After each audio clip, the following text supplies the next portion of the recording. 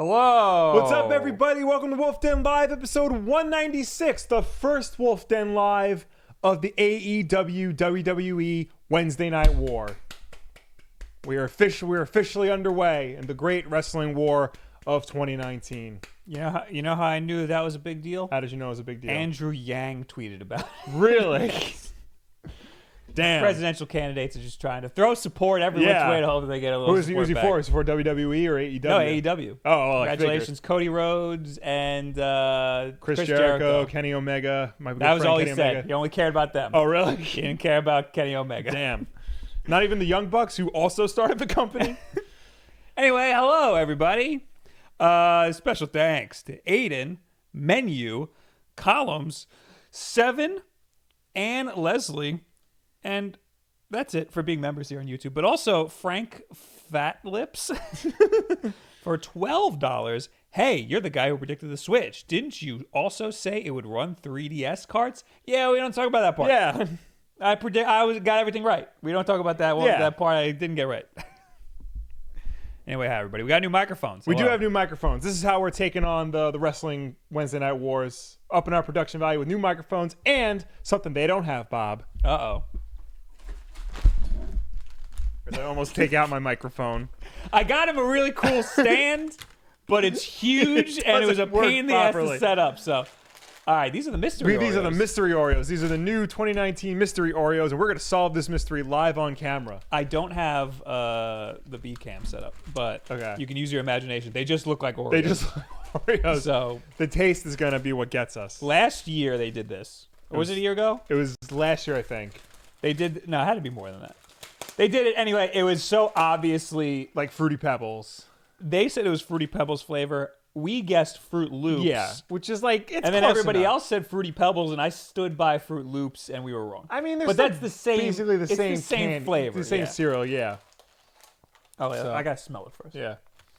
I'm not sure what the smell is. Cinnamon Toast Crunch.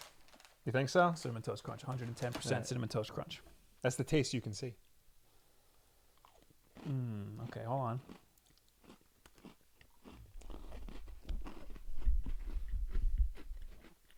There's definitely some sort of cinnamon flavor in there. This is not a chocolate wafer. You don't think so? No. This is Cinnamon Toast Crunch, 120,000%, Will. But then why give it a chocolate wafer? To throw you off. Interesting. I gotta have just the wafer and compare. Yeah. When I have to, take it apart, have the cream by itself and the wafers by itself. It tastes like a milk and cereal bar. Yeah. Maybe it's that. Because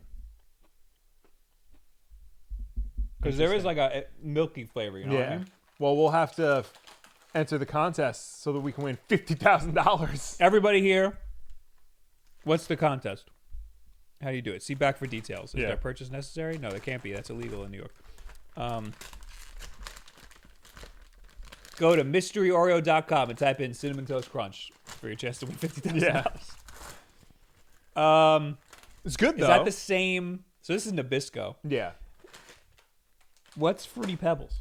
I think that's Post cereal. Okay. Which I don't think is owned by Nabisco. I'm going to have just the wafer. Okay.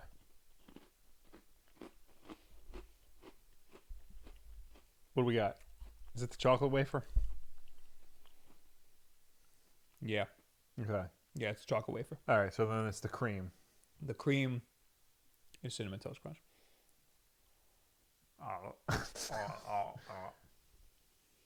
impressed you were able to get that off so cleanly. I found one side that was flapping off.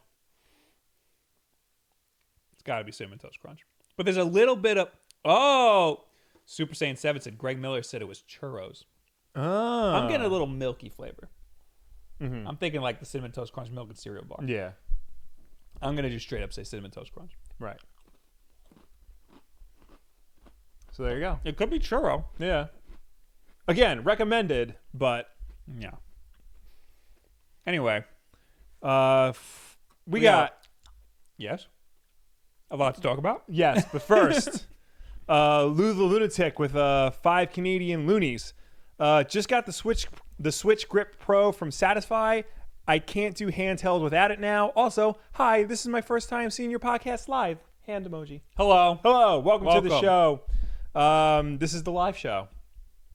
Welcome. And a little reckless with $2. Will, have you started Celeste? If so, thoughts? I haven't even bought it yet.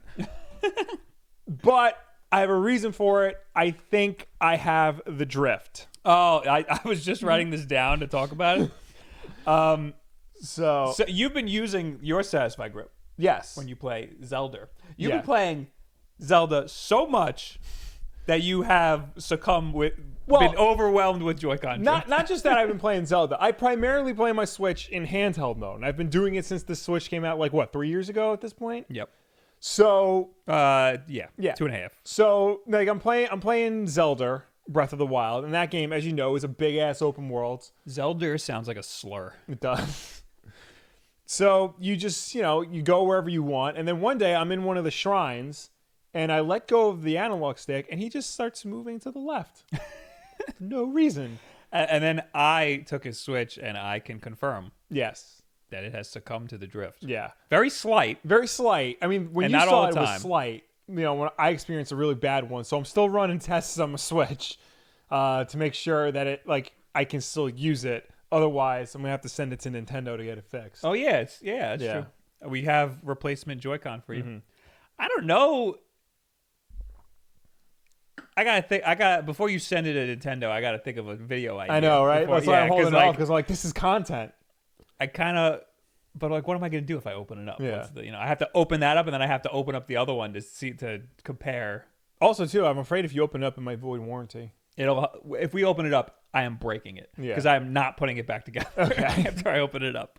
I would just be opening it up to see what it looks like compared to a brand new one.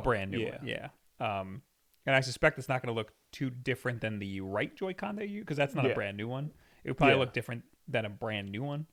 Also, everybody else has done a million videos on those. Yeah.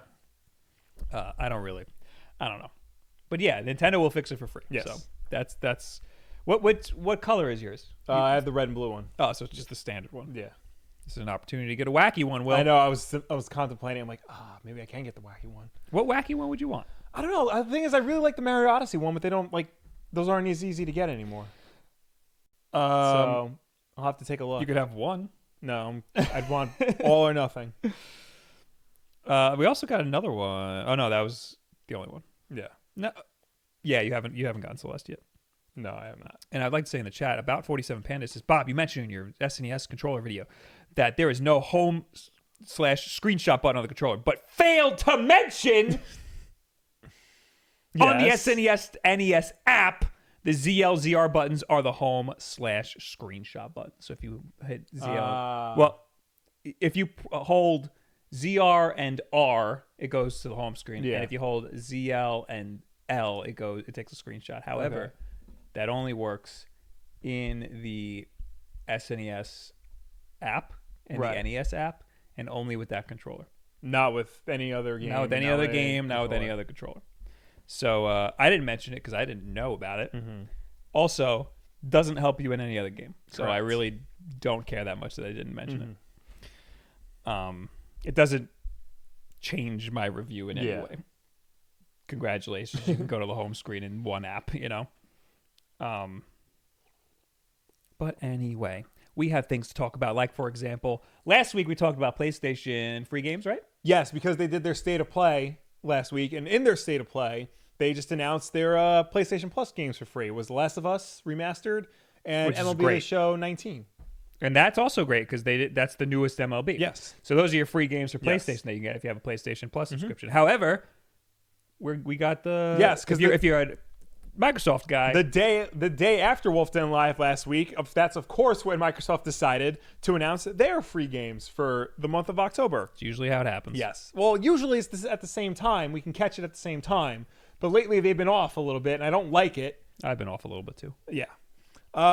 So in October for Xbox One, for the entire month, you can get Tembo the Badass Elephant, made by Game Freak. Yes, and it's actually a pretty good game.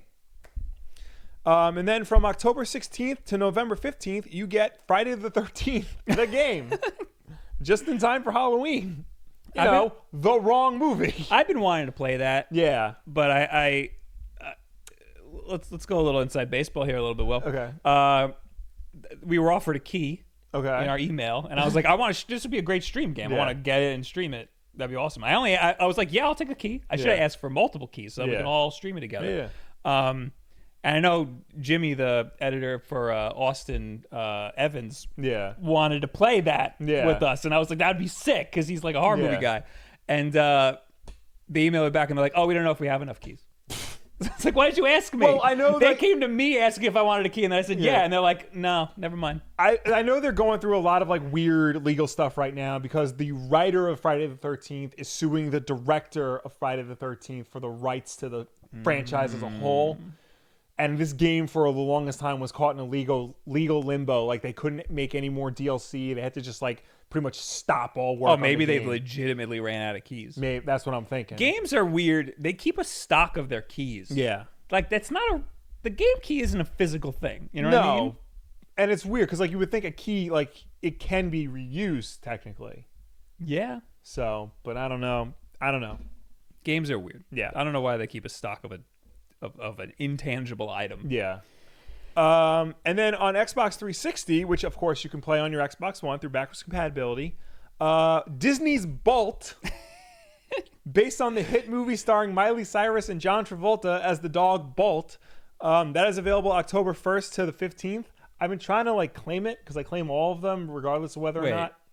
Oh, I saw you weren't playing as the dog, but now you're playing as the dog. I try to claim them regardless of whether or not they're good. And I'm having a hard time doing it on the website. I think the Xbox 360 store on web browsers is down right now. You're costing them a lot of money probably is what's happening. And they're like, this guy needs to stop. Downloads every single one of these games. Yeah. I'm sure I'm wasting them a lot of money by trying to get Disney's Bolt. That was a dollar bin game. Yeah. And then from October 16th to the 31st, you get Ninja Gaiden 3 Razor's Edge, a.k.a. the better version of the bad Ninja Gaiden 3. What does that mean? So they released Ninja Gaiden 3 for 360 and PS3, and it was terrible. It was absolute garbage. And then they made Ninja Gaiden 3 the Razor's Edge for the Wii U, which was a Nintendo-published game, and it was a big improvement, but still not great. And then finally, like after I think a year, Koei Tecmo got the rights to it, and they're like, let's put this on systems people actually own. Okay. So it's not as good as Ninja Gaiden 1 and 2. Ninja Gaiden is great. It's hard as hell. One of the hardest games I've ever played. Yeah. I did not get past the first boss. Ninja Gaiden 2 is also very good. That is a game I did not complete at all. Yeah. So those are all free if you have Xbox Live. Yes. Get Tembo the Badass Elephant. Yeah, that's legitimately good. Play it for 2 seconds. It's made by Game Freak, the Pokemon publisher, for some reason. What is this? I just got a text from my good friend Rob Grimsley. He got himself a Nintendo Switch. Did he use your code? Probably not. I think it was a birthday Why gift. are you so happy? Because now all but one of my friends have fallen to the Nintendo empire. Ah, that's what it is. We also got a super chat from a Little Reckless, who says, Will, the red Mario Joy-Cons are on Amazon for $80. Oh. That's like $10 more than they should be, right? No, it's retail. Oh. No, you're right. I think retail's $70. Okay. If you buy them individually, they're $40 each. Okay. So that's what it is. So they marked it up a little bit. I got mine from Play Asia, and I paid way too much money for it because they were Japanese only when I got them. All right. Ouija says new Joy-Con colors this Friday. What do you mean by that? I think they come out this Friday. Which ones? The neon purple and orange ones, and the blue and green one. Oh, that I had to look up because I forgot which ones they were. I had no idea that was happening. I thought they were out already. I don't know. All right. Well, anyway, let's get into the meat of the show. Will. Yes, we got some things to talk about. Mm-hmm. Like, for example, Mario Maker 2 update. Whoa! We've been talking about this for a while, saying, where the hell is this update? Yeah. Because we knew that we were getting this up. We knew, they said, before Mario, like the week before Mario Maker came out, they said, listen, we're going to update the game so that you can play online with friends. Because I know everybody wants it. Everybody's outraged that you can't do it. We're going to update it so that you can do that. Mm-hmm. The game's been out for months. Yeah, and nothing. Still can't play with friends. Until last night, I was streaming, and Underscore messaged me and said, right when I was about to start streaming, he goes, plan maintenance at 10 o'clock or whenever it was. I was like, God damn it. So I had to stop streaming Mario Maker. Yeah. And then after like a few minutes, the maintenance was over, and bam, you could play with friends. Nice. So that's where we're at. There's a lot of other things in this update. I see you smirking. What are your friends? What are your friends we're say all about like congratulating him Switch? and whatnot. Why are you say it's like he had a baby? It is. It's important. You're like so giddy that They he were got like a Switch. they were like the two. I have like two holdout friends, and now like they're all. Now I have people to play Pokemon with. Oh, okay. Yeah. That's why you're excited. Yeah. All right. So we've been waiting for this for a while. There's a lot of other things that came with this update. Yes. I have to say I played a decent amount of this with friends. It's not that great. Okay.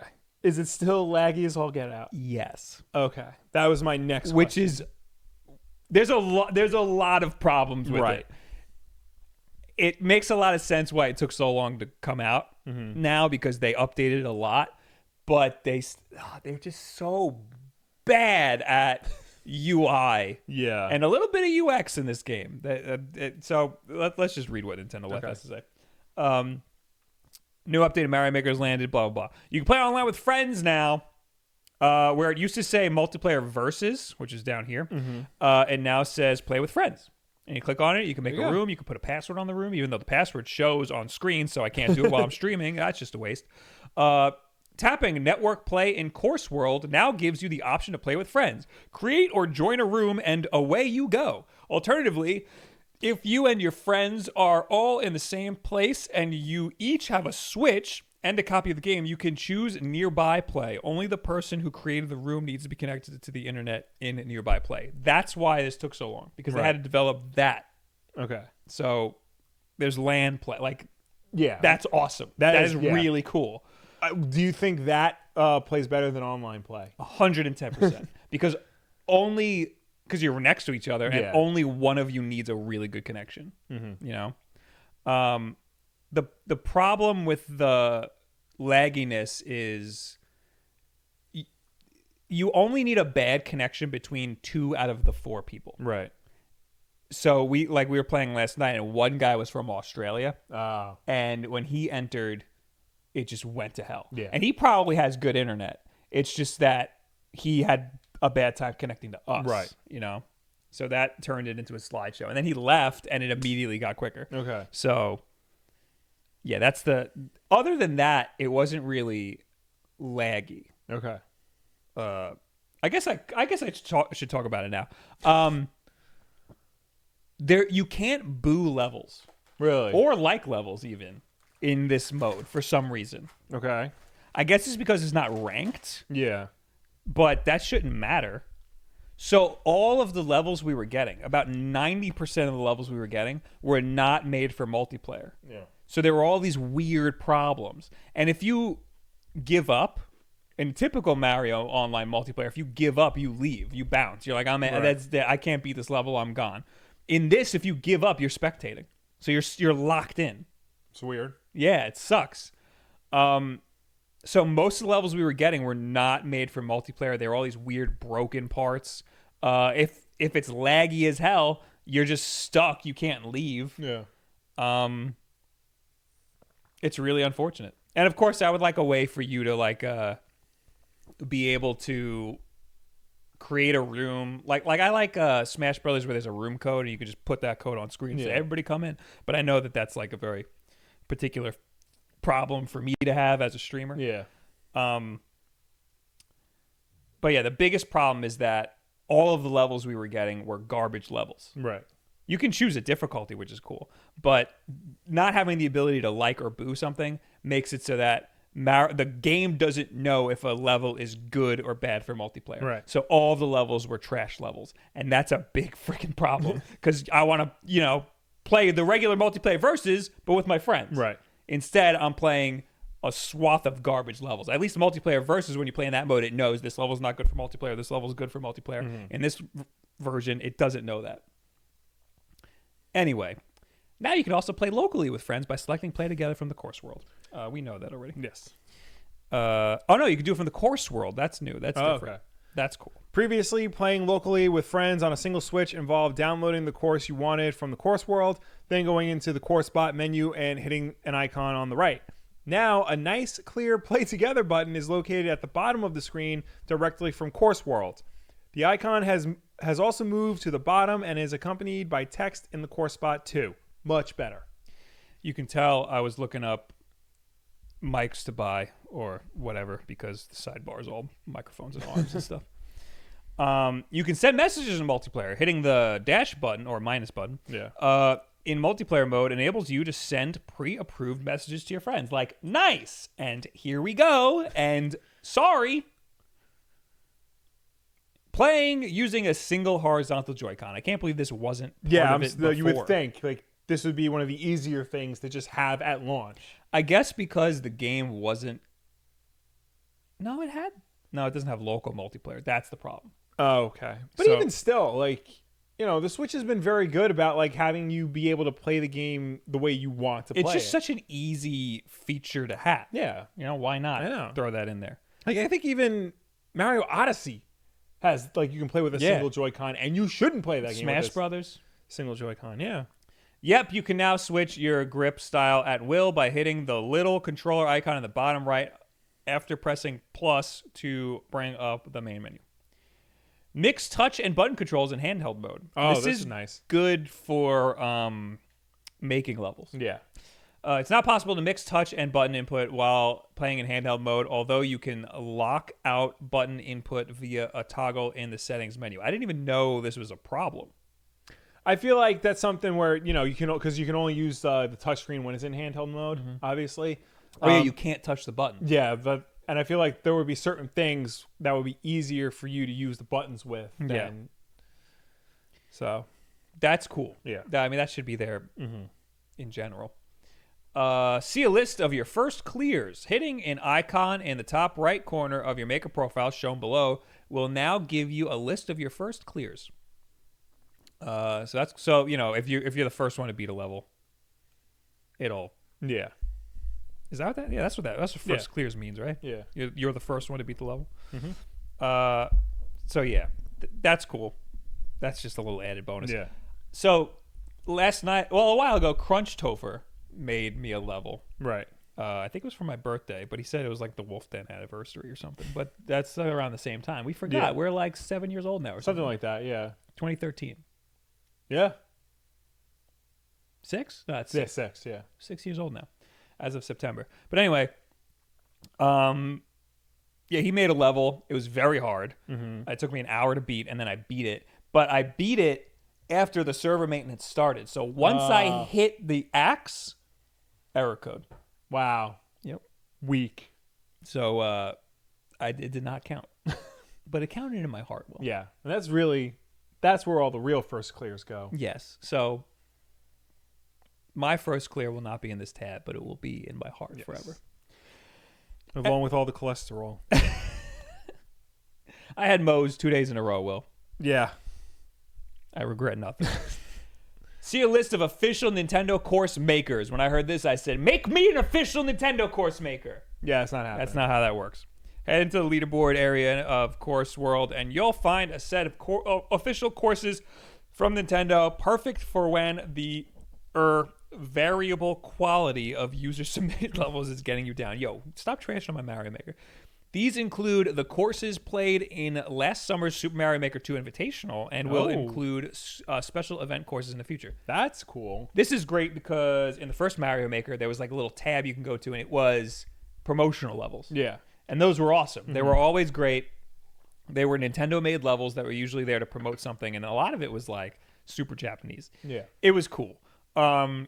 This game didn't have something like that, and now if we have official Nintendo course makers, that'll be that. And I think they're regional. Yeah, it doesn't show a picture of it. Yeah. But I think they're regional. I think there's one that's like Nintendo US, Nintendo Japan, or whatever. Yeah. Don't quote me on that. That's all this article says, but that's not all that happened. You know what? I gotta look up the actual patch notes. Super Mario Maker 2 patch notes. There was also you haven't played it. No, I You're haven't. weird Yeah. as hell for. Oh, I'm sorry. So there's if you're playing in the story mode and you die twice, which has never happened to me. I've never died before in my life. Of course not. A prompt comes up and says, "Luigi's here and wants to help you." So you know how like the golden Tanuki suit in the other Mario games, or the friggin' chicken hat in Metal Gear. It's that, but it's really annoying because it's 2 deaths and then he comes out. Yeah. They changed it so now he's just an icon, so he doesn't come out and annoy you. That's good. Yeah. I don't want to know how to update. I want to know what the patch notes are. Oh, here we go. You got it? I got it. Because they did something for the lag. Yeah. But it didn't help at all.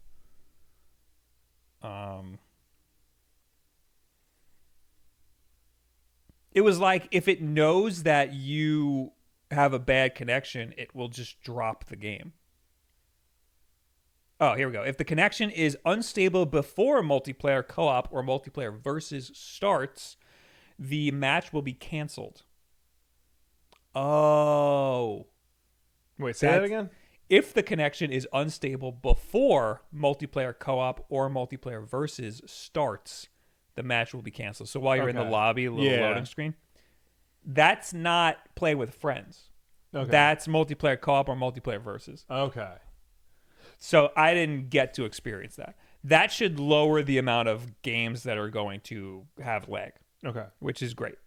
It didn't fix play with friends at all. That still had lag in cases where like that one guy was playing from Australia. That's really the only time it lagged. It lagged a little bit outside of that, but it wasn't like game breaking or anything. They also changed the look of the gauge for S+, the highest rank in multiplayer versus.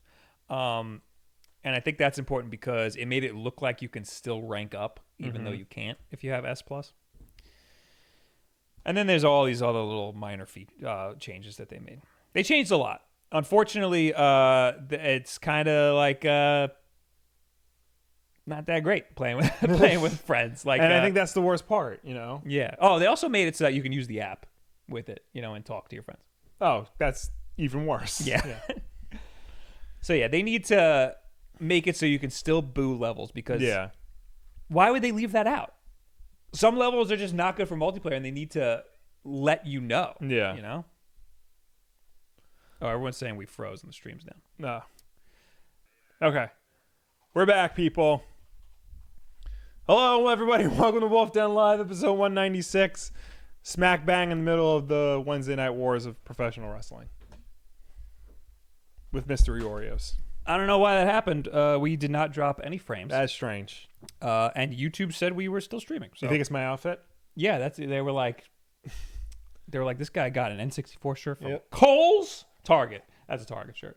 I think it is a Target shirt. Yeah, I could tell. I could look at it and be like, that's one of those nerd Target shirts. Actually, no. I think this is a Kohl's shirt. That's even worse. Yeah. Who shops at Kohl's?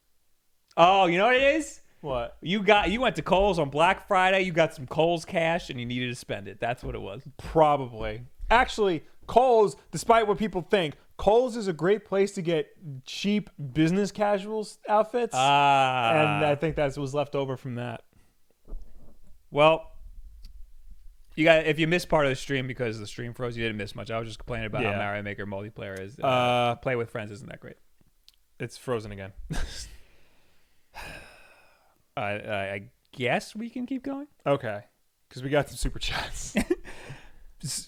If you missed anything, I was just winding down on saying how the multiplayer update. It's great that we have it. It's still not great. Kind of not. It's got a lot of problems with it. Ross Wiles with the $2 Australian in the super chat. Hey guys, image retention problem on Switch Lite. Is that a thing? What? Image retention on the Switch Lite? I've never heard of that. I think people are just always afraid of like a new LCD type screen that there's image retention. What does that even mean? It's like a burn-in? Yeah, burn-in basically. No, there's no burn-in. Yeah. But sometimes it's not even burn-in. Like if you switch from like the home screen to like a game, you still see part of the home screen in it and then it goes away. No. But yeah, I don't think that's a thing. That's really more of a thing on like OLED displays, but the Switch doesn't use OLED displays. Yeah, that no. I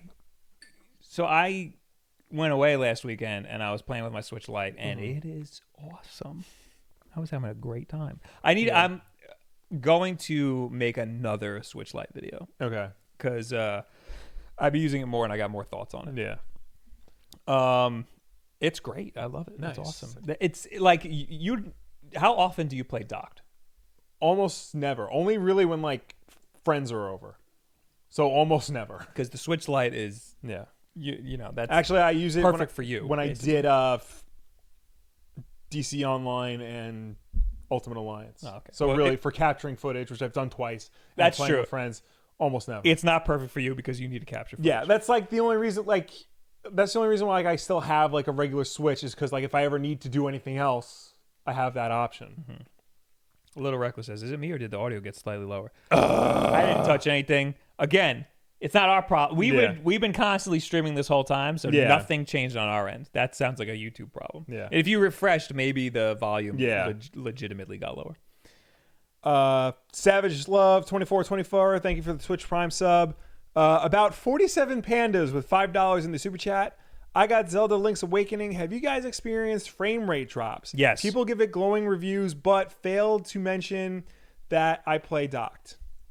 It has very severe frame drops. I've seen reviews like mention the frame rate drops, but I guess it's not enough to impact the final score of the game. A lot of people have talked about frame drops. Yeah. They've said like it's noticeable because Nintendo is usually like prides itself on like hitting 60 frames per second no matter what, and this game like severely suffers. When you see a little bit, Nintendo's got the Nintendo polish. Yeah. This game has a little bit of schmutz on that polish, so you can see it. You know, your eye goes right to it. Okay, there's those frame drops. So I don't know if it's because of the tilt shift effect, or if it's it mostly happens when you're in the overworld. Yeah. And I don't know if it's because the overworld is heavily populated with assets, or if it's because the overworld has a really heavy tilt shift effect. But it's one of the two. There are severe frame drops, and it messes with you because having an inconsistent frame rate already messes with your eyes. On top of it, you have the tilt shift effect, so it freaks me out. It's not the best, but the game's still great. I heard a conspiracy theory that the reason why there are frame drops is because this game was originally optimized for the Switch Pro, but they delayed the release of the Switch Pro because it's supposed to come out with Metroid Prime 4. That would be so dumb. Yeah. Because this game, there's no reason for it to run like crap. Yeah, There's no reason for a Game Boy game this is just to run like like that. a buggy oversight that they can easily patch and fix. How would you optimize it for the Switch Pro? Well, I guess because you look at like games on the PS4 and the PS4 Pro. Sometimes they'll run better on the PS4 Pro. Yeah, but like what? Double the frame rate? Well, no, just like that little bit of extra RAM or processing power helps it run smoother. Like if you play Red Dead Redemption 1 on an Xbox One, it runs smoother than it does on the 360 because that little bit of extra processing power keeps everything consistent. True. Usually when they market that, they say like you will hit 60 frames in this version as opposed to 30 or something. Yeah. Is that it? Was that one more? Eric Cooper with $10. Played PS4, turned it on, friendsonline.exe, joined dat S. Played with buds. I don't know what the hell he's talking about. Thought, why the F hasn't Nintendo figured this out yet? Also, I've officially turned in 4 weeks in a row, so here's $10. Nice. Tuned in 4 weeks in a row. Oh, thank you very much, Eric Cooper. Yeah, no, he's got a point. Everybody else seems to do this no problem. Nintendo's the only one who has a problem. You mean joining with friends? Yeah. Through the friends list? Yeah. You can do that now. That was part of the last Nintendo Switch update. However, not every game supports it. Right. That's the thing. With PS4 and on Xbox One, you can do it from the system menu. You don't have to do it on a game-by-game basis. Stream froze again. I have no idea how to fix this. I'm not seeing any other... I think we need to make the executive decision to move over to Twitch, Will. Okay. Right? Yeah, I think we're going to have to do that. This will all be uploaded to YouTube afterwards, yes. though, in one big, nice, fat file. Yes. But in the meantime, we are making the switch to twitch.tv/wolfden So please follow us there. Nobody can hear me say this in the chat right now. No. So I will have to type it in. I have to set it up. Give me 1 second. All right. So can we officially go on to the next news topic? Jesus Christ. I think so. Okay. I think we're good now. Stupid ad. Should I private the YouTube video? No, right? I mean, does it really matter? Well, maybe you should so that we can re-upload it later. Yeah, I'm going to private it. I don't want people watching that crap. In the meantime, we got A Little Reckless resubscribed on Twitch Prime for 5 months. Hey, boys, glad the stream is back online. And Ray Zeppelin has also resubscribed on Twitch Prime. Woof woof. Also, the Joy-Con docking animation got nerfed in the newest update. The Joy-Con docking animation. Oh, the click. Oh, that's the best part of owning a Switch. In the what now? I don't know. In the Switch update? That's what I'm assuming. I don't remember that. I don't remember that happening at all. All right. Where were we even? Pokemon news. We had to talk about Pokemon. There's a lot of Pokemon stuff that happened. My computer's already almost dead from all of this. And so is my laptop, apparently. We got a lot of Pokemon news all of a sudden that came out of nowhere.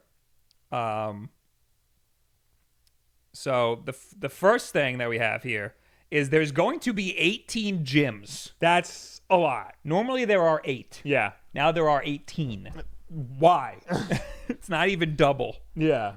So anyway, most of us are like familiar Pokemon series standard of 8 gyms to find and defeat until Pokemon Sun and Moon did away with the idea altogether, of course, but they did. But Pokemon Sword and Shield looks to set to revolutionize the system all over again. In the new games, a whopping 18 gyms will be featured. They'll be split across major and minor leagues. Different gyms will appear in each, and some will differ depending on which version of the game you pick up. For example, Bees fighting type gym will appear in Pokemon Sword's Major League, while Alistair's Ghost type gym will appear in Pokemon Sword and Shield's Major League. For example, Bee's fighting type gym will appear in Pokemon Sword and Shield's Major League. Yeah, they wrote Major League for both. Interesting. So what is it? The news comes from Game Informer, which has shared exclusive info on the games in its most recent issue. I guess that's where all this news dropped from. Yeah. Interestingly, it would appear that the gyms can be in different leagues each year in the Galar region, perhaps working in a similar system to sports where teams are promoted and relegated each season. It isn't clear whether or not you'll be able to challenge all 18, but we couldn't help notice that there just so happen to be 18 different Pokemon types in the game. Could there be one gym for each type? I think there has never been a dark type gym. No, I don't know. So if that's true, we'll finally get a dark type gym. That'd be cool. Plenty more fresh details have also been shared recently, including the fact that HMs won't be featured. Around 1,000 people have worked on the new games, and so that Sword and Shield will benefit from an optional auto. You're getting ahead of yourself, Nintendo Life. We have different topics for that. Oh, and series director Junichi Masuda has also confirmed that they. Okay, that's all. All right. Anyway, there's 18 gyms. Okay, still a lot. That's a lot. I think. I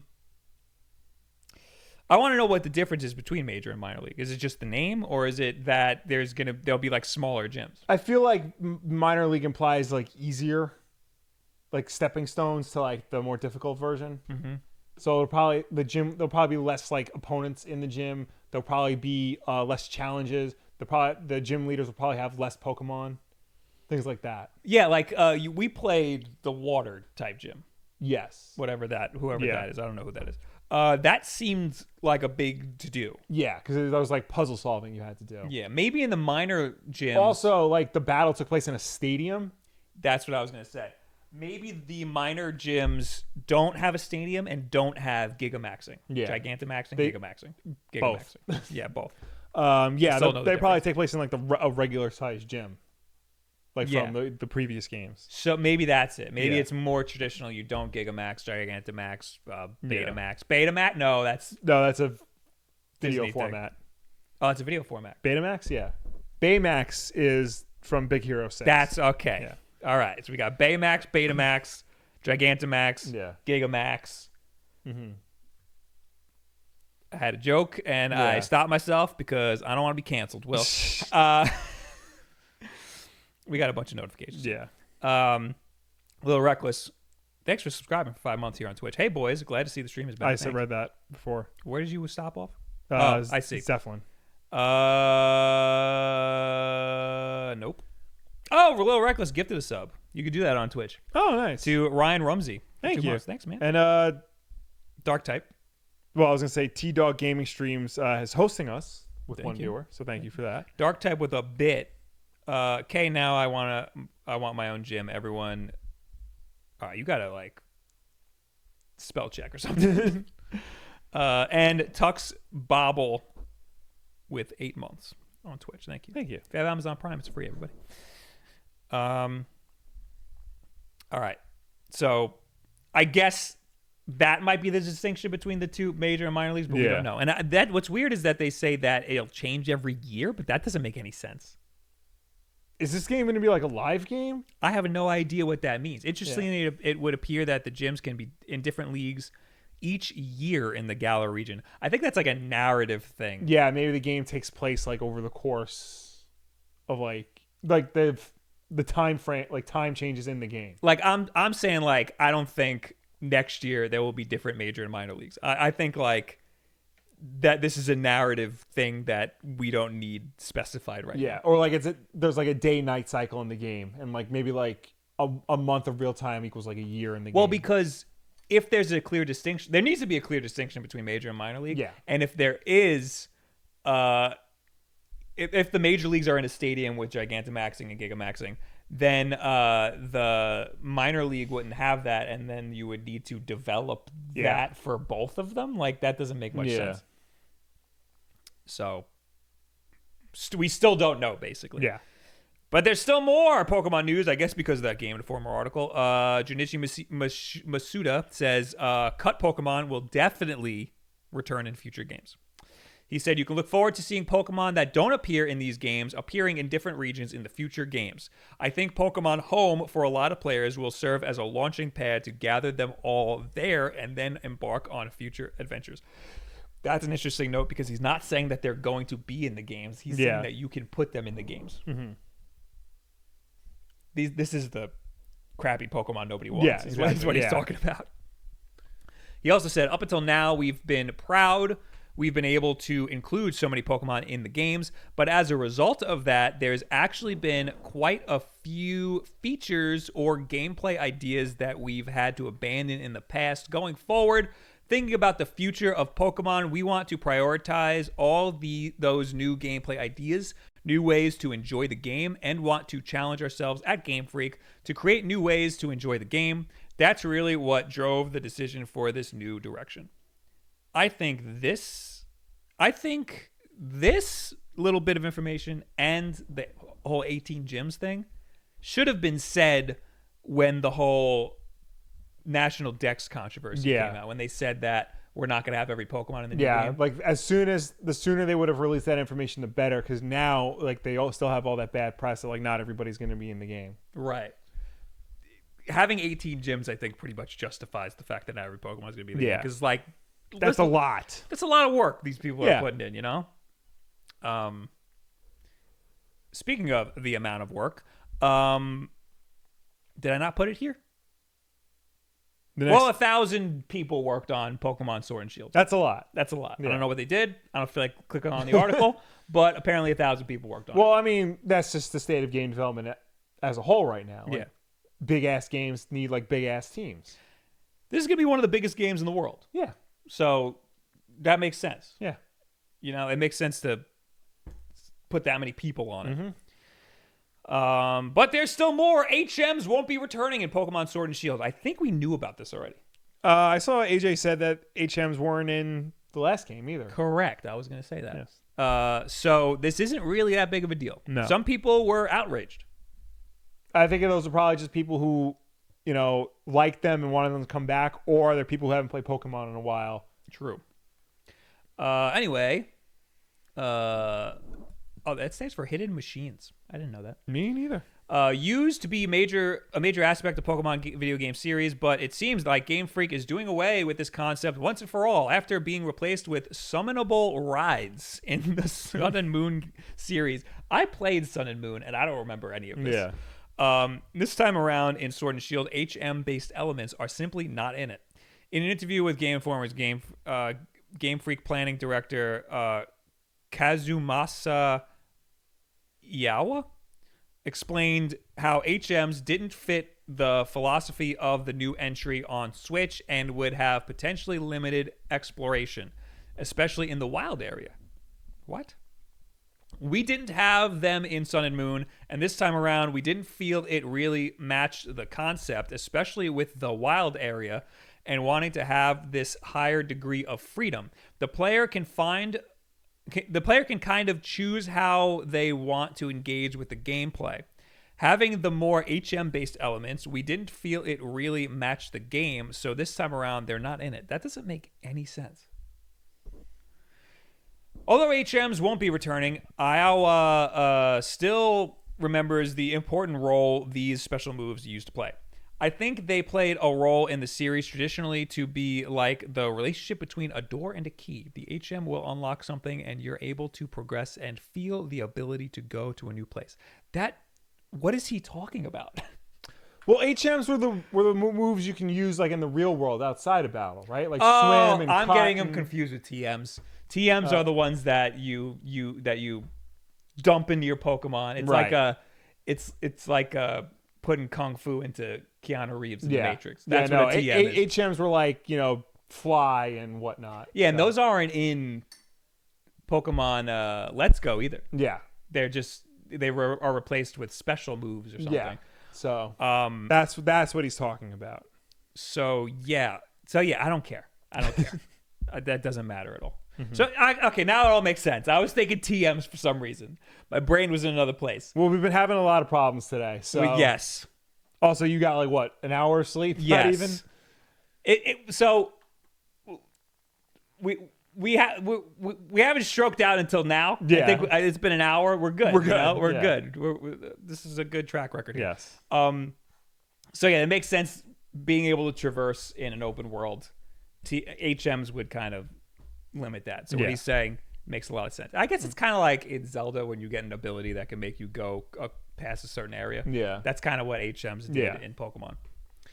So that makes sense. Mm-hmm.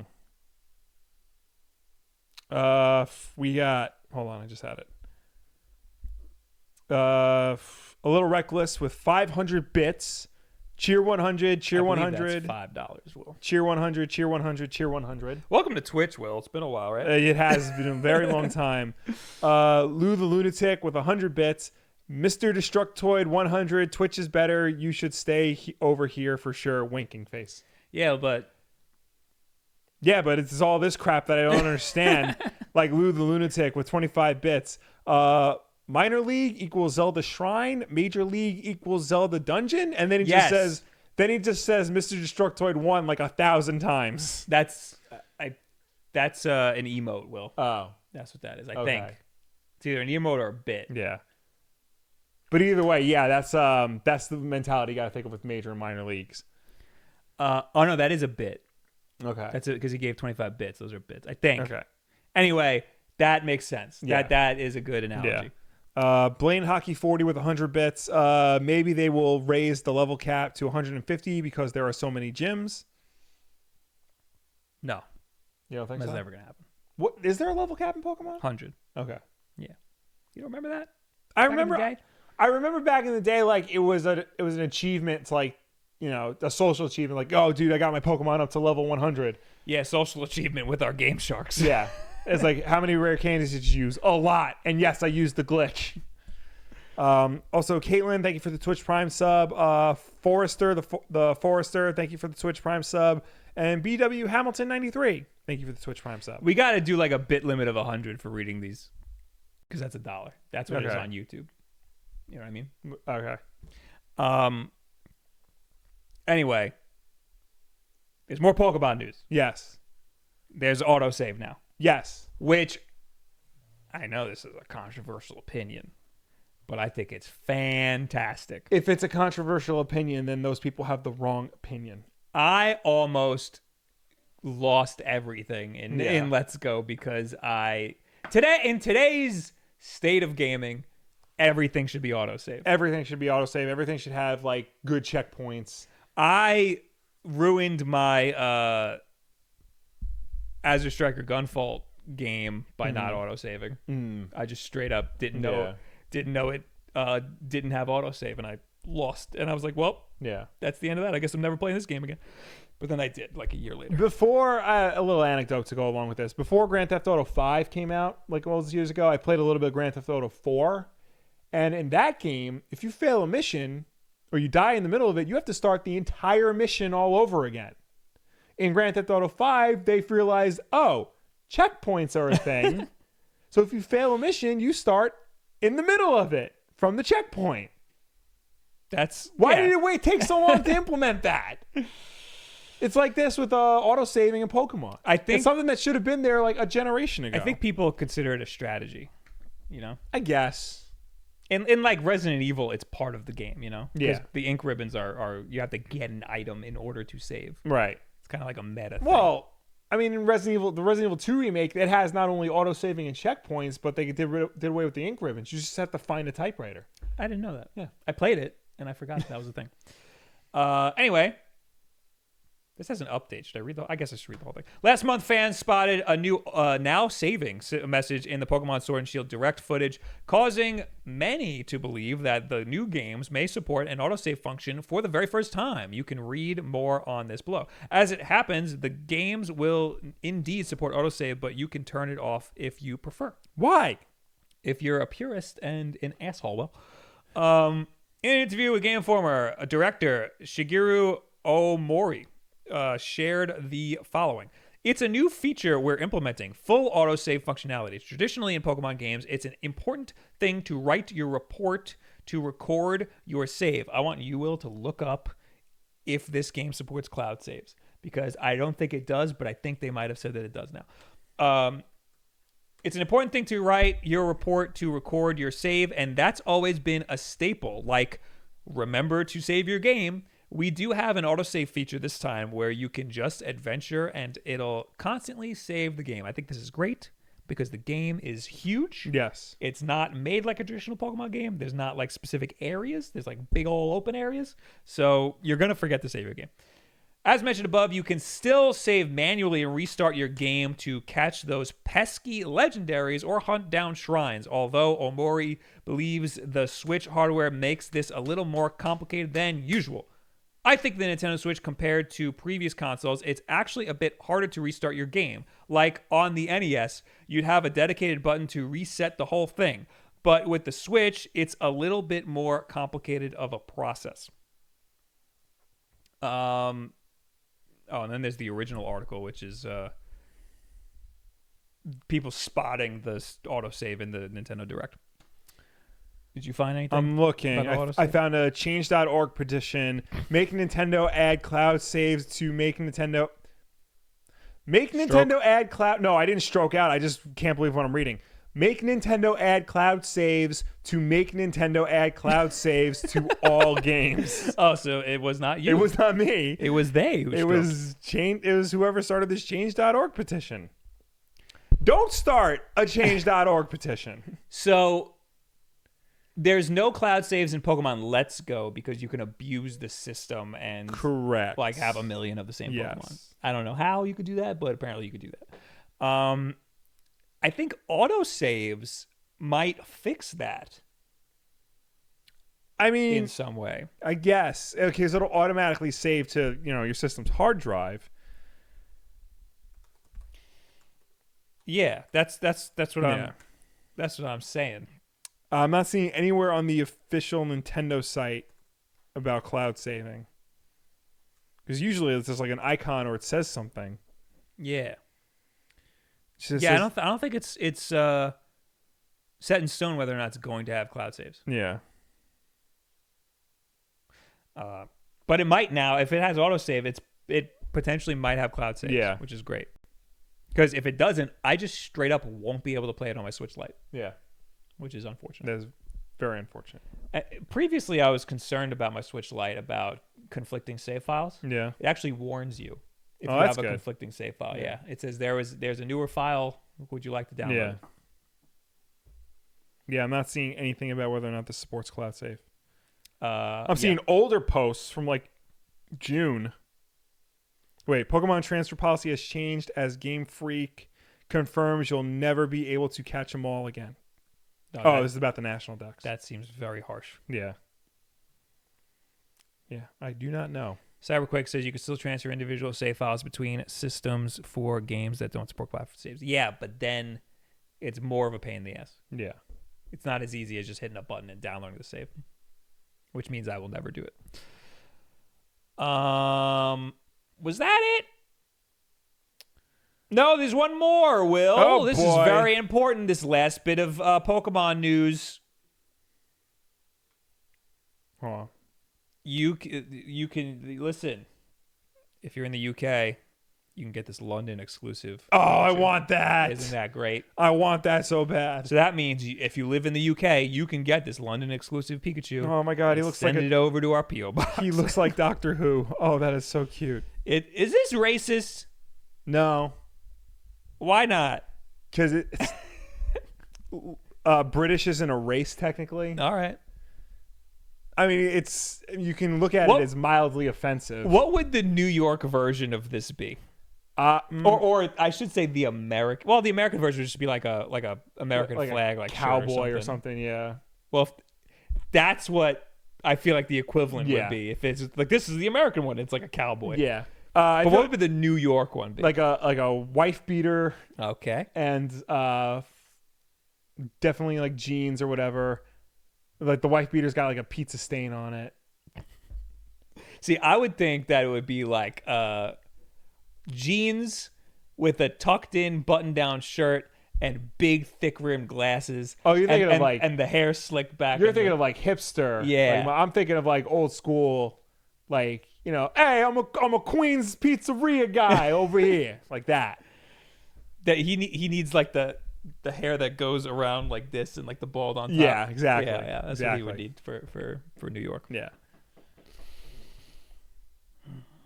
All right, so basically, buy me that is what I'm saying. Yes, is what I'm saying. All right, we got a few more things to talk about. Yes, let's see if we can. Do we get any more super these. chats? I don't No, we think so. Luckily, we don't have much to unbox. So. Yeah. All right. A Little Reckless says that's stupidly adorable. It is. Rosa says Yankees outfit. I was trying to stay away from teams. Yeah, I mean, it makes sense, but like we have a lot of teams in this stupid state. Maybe like a baseball hat that just has like a random thing on it. Yeah. Because even like in Spider-Man the game, because I booted it up the other day just for giggles, people like are wearing like hockey jerseys, and the logo kind of looks like the Rangers, but the colors are blue and orange like the Islanders. That's actually pretty smart. Yeah. So they can do something like that. Yeah. Sports teams are extremely litigious. Yeah. You can't even like get anywhere near that copyright. Yeah. All right. Something's going on with PlayStation. You put this in here. A lot of things are going on with PlayStation. So first of all, Sony slashes the price of PlayStation Now subscriptions worldwide. PlayStation Now is getting a hefty price drop. Today, Sony announced that the video game subscription service will now cost $9.99 per month in the US, down from $19.99 per month previously. A quarterly plan, meanwhile, will set you back $24.99 rather than $44.99, and a 12-month subscription will be $59.99 instead of $99.99. That is a much more reasonable price. So much more reasonable. Similar price cuts are being introduced in Europe, Japan, and the UK. Sony, which has offered PlayStation Now subscription plans since 2015, is clearly feeling the heat from some of its publishers and platform rivals. To name but a few, it's competing with Xbox Game Pass, EA Access, Uplay Plus, Apple Arcade, and starting next month, Google Stadia.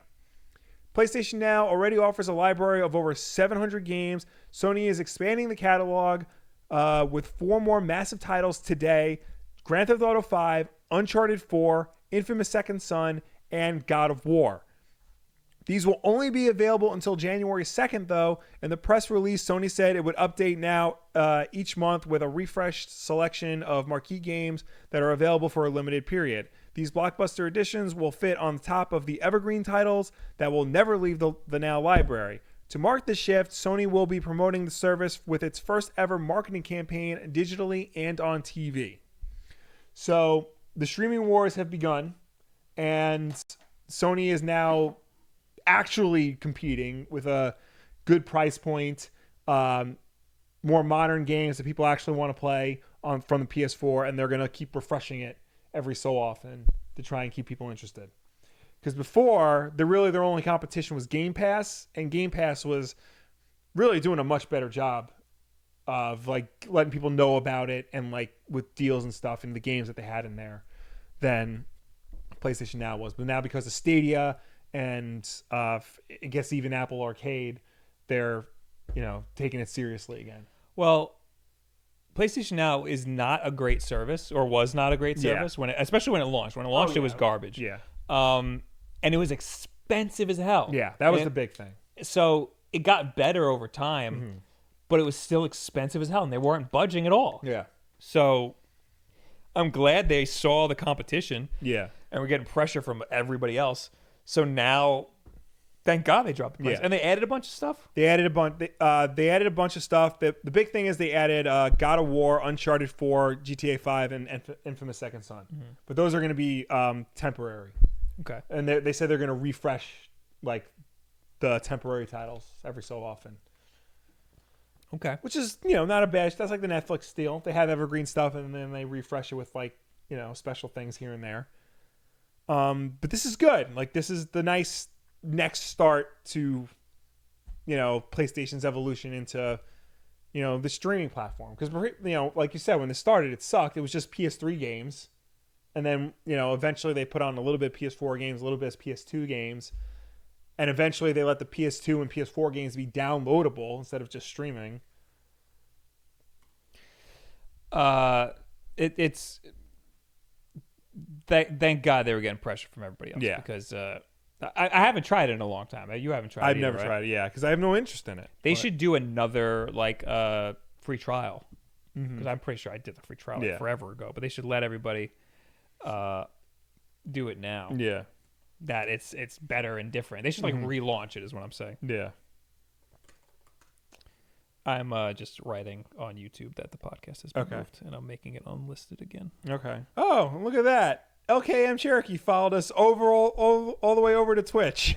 He made the trek. He thought I lost him. The immigration over. Hey, Will, with 100 bits. Thoughts on House of X 6, Green Lantern 12, and Justice League 33.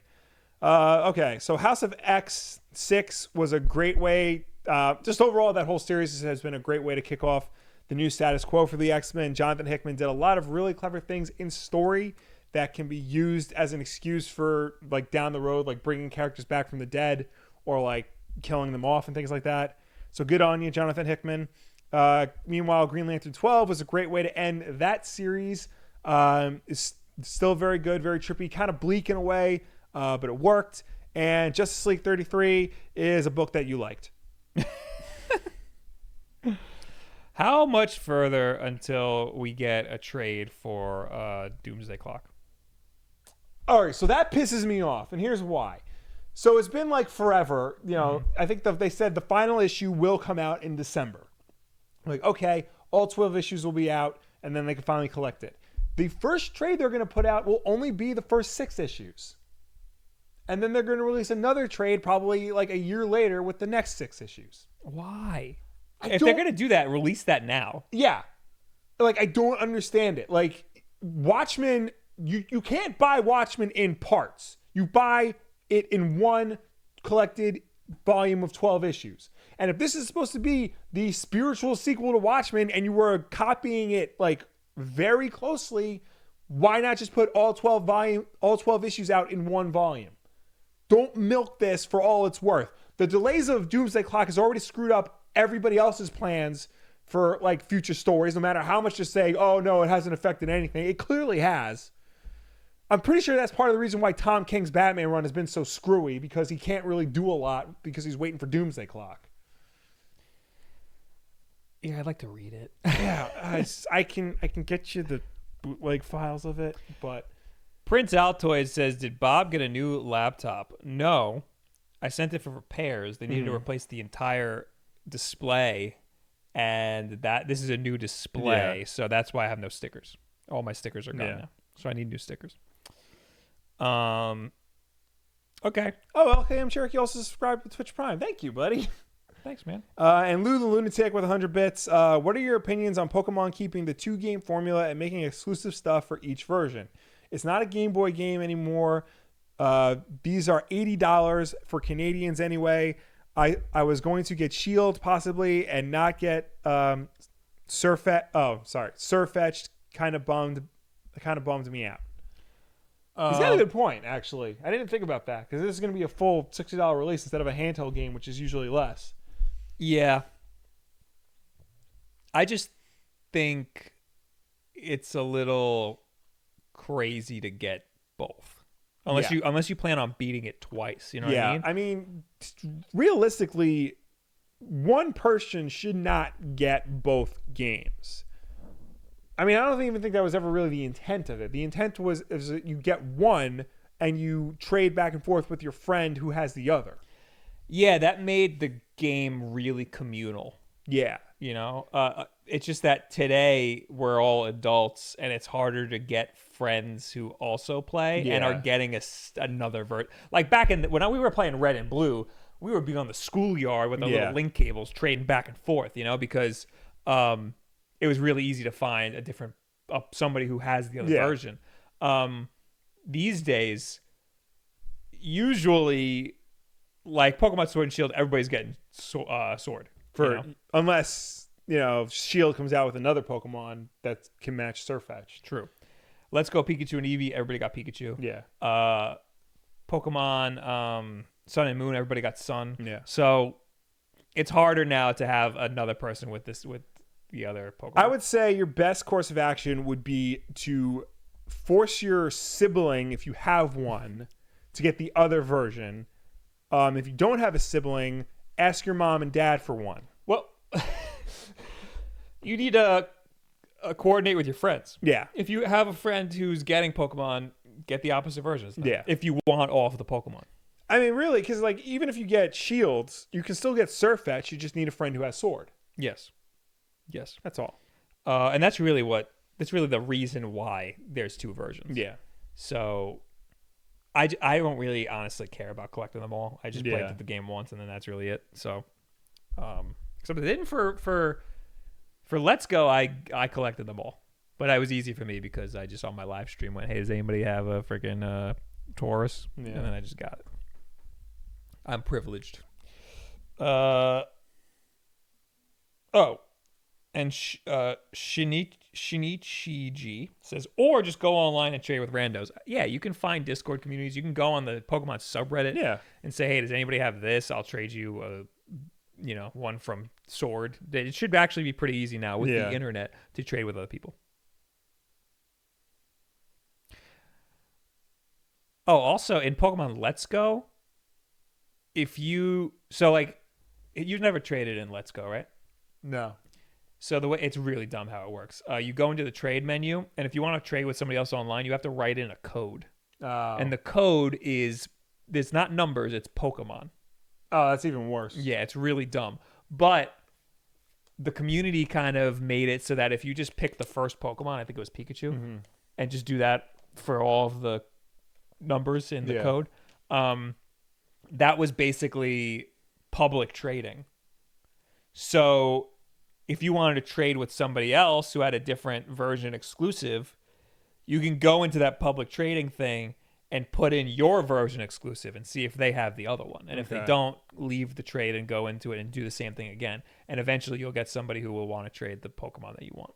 So you can do a public trade. It should be easy to... Don't get both versions is what I'm saying. It's stupid to get both versions. Anyway, Shawn Layden is going goodbye. Yes. Hold on, let me just open this. Mecha Dragon says, brothers, my friend wants to know if you two are fans of Hatsune Miku. Why? Can't say that I am. Why? Not familiar with her work. Yeah. Yes. So PlayStation Worldwide Studios head Shawn Layden is departing, in quotes, according to a company tweet. The tweet reads, "It is with great emotion that we announce that Worldwide Studios chairman Shawn Layden will be departing Sony Interactive Entertainment.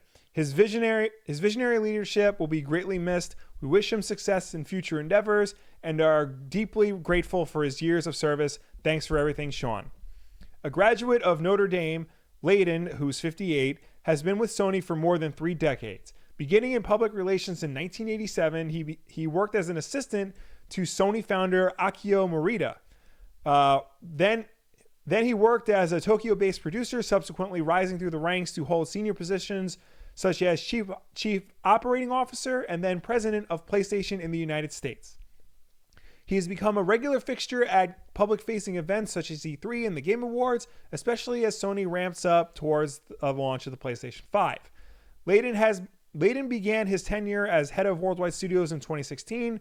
His most recent achievement was the purchase of developer Insomniac, which was brought into the company's first-party studio system. Neither Layden's Twitter account nor his LinkedIn page makes any mention of his departure. A spokesperson for Sony has told Polygon that there is no further information at this moment apart from the original tweet. But questions are bound to be raised by the suddenness of this announcement, the lack of context in Sony's statement, and the lack of stated plan for a replacement. We'll have more on this as it emerges. So I put this article in here because, I mean, Shawn Layden, it's a big deal that he's leaving. Mm-hmm. He was the head of, Sony Worldwide. He was basically like the Reggie or the Phil Spencer for PlayStation. He was the corporate figurehead. He's only been like the figurehead since 2016. And Sony's gearing up for the next generation. So it's surprising that he's not staying on to see that through. And what makes it more surprising is that he's not staying on to see that through. He didn't make the announcement. Sony made the announcement. He's not saying anything about it. So something's going on at Sony. Something that's probably not good. Was he typically active on Twitter? I don't know about how active he was on Twitter, but like they said in the article, he was like a figurehead at events and stuff. He would show up. He would make announcements. He didn't have the same PR levels like Reggie or Phil Spencer had, but he was like that version for PlayStation. He seems like he was pretty active on Twitter. Yeah. So the fact that he's not saying, he specifically is not saying anything, because, not to keep bringing Reggie up, but when he announced he was retiring, he made a whole video about it. Yeah. So the fact that he's not saying anything, something's going on here. It looks like September 20th, there's like a hard stop in his tweets. Yeah. And this news came out September 30th. Oh, and he replied to somebody on October 1st. Okay. With a heart. And that person was Pixelopus and said, "We owe Shawn Layden so much. He was endlessly supported Concrete Genie and always believed in us as a team. We will miss him dearly and are so lucky to have had the chance to work with him. Thank you for everything, Shawn. We can't wait to see what amazing things you do next." And then he just sent a heart emoji. So I wonder what's happening. Yeah. Because maybe he was like forced to resign for some reason and they just don't want to talk about it. Maybe. Or like there's a lot of corporate restructuring going on and they're not ready to announce that stuff, or they don't want people to. Yeah, it could be something like he wanted to step down because something was going on. Yeah. And they just don't want to talk about it. Yeah. That's possible. I know when I left the job once, it was because they weren't paying me enough, and then there was like this really awkward goodbye, and they had like a party for me, but it was like, I'm leaving because you're not paying me enough. It's not like I want to leave. It was really bizarre. Yeah, because I'm trying to think, because Sony's gearing up for the PlayStation 5. They just announced, I didn't put this in the keep, but they just announced that they finally opened up servers to all developers who want to do cross-platform play. So, they were testing it with Rocket League and Fortnite, but now it's like officially open if people want to implement that.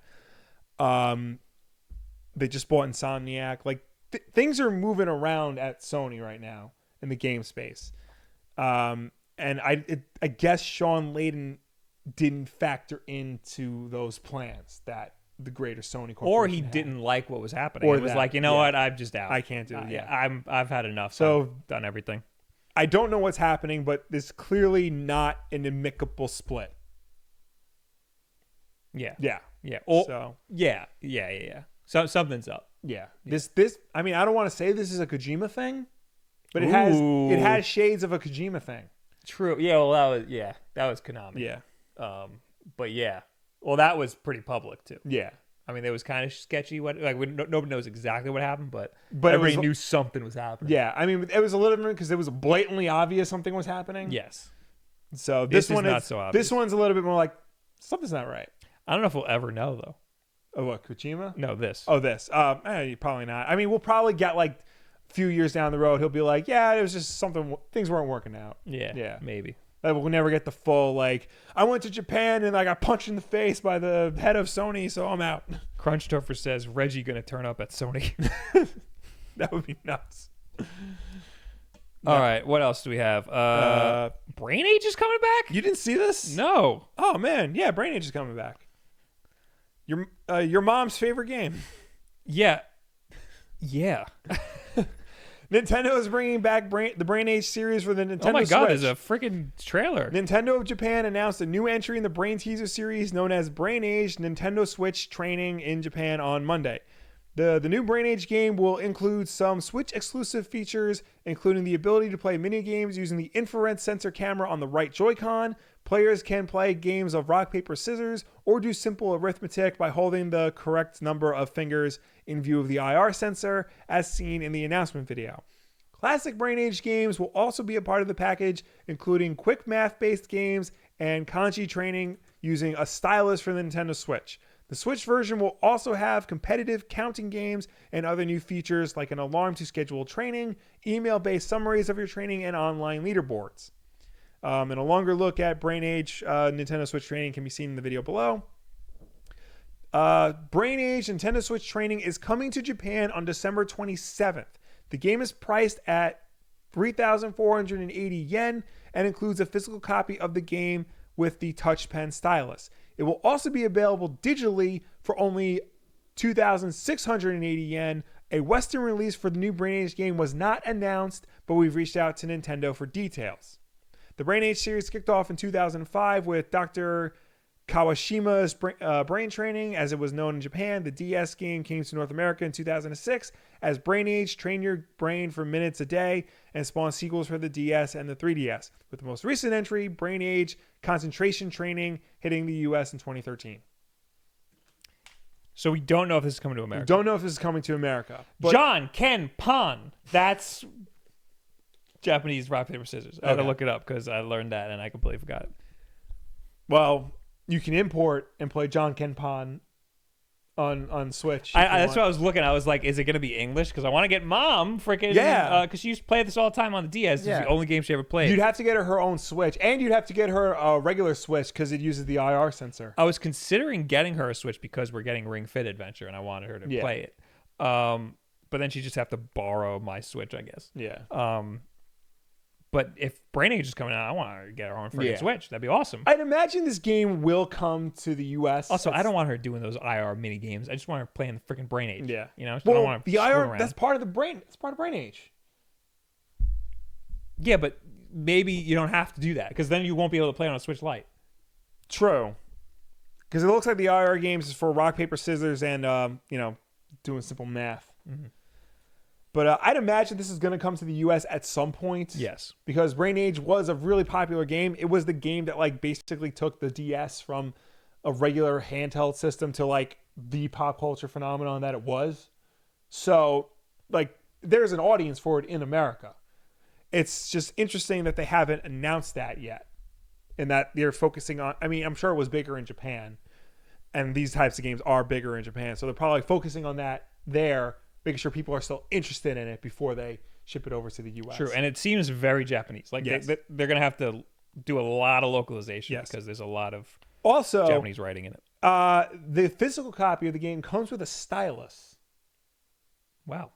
Now, they didn't release the stylus for Mario Maker in the US. Yes. Would they pull the same crap? So that was a pre-order bonus. Yeah. That did not physically come with the game. Right. This comes with the game. So this should, and if so, this would be the first one that comes with the game. And it's more expensive if you get the physical version because it comes with the stylus. That's so dumb. That's dumb. Yeah, it's like I don't know How the math. much could a stylus cost them? Well, Toss it in for free. Why you gotta do that? 3,400 yen minus 2,600 yen. Okay. What is that? 800? Yeah, 800 yen. Kirk Fogg in the chat says, "Hello, Bob. Oh, this is all caps. Hello, Bob. I am drunk eating dinner with Jerry and Nicole. How are you doing? I'm good."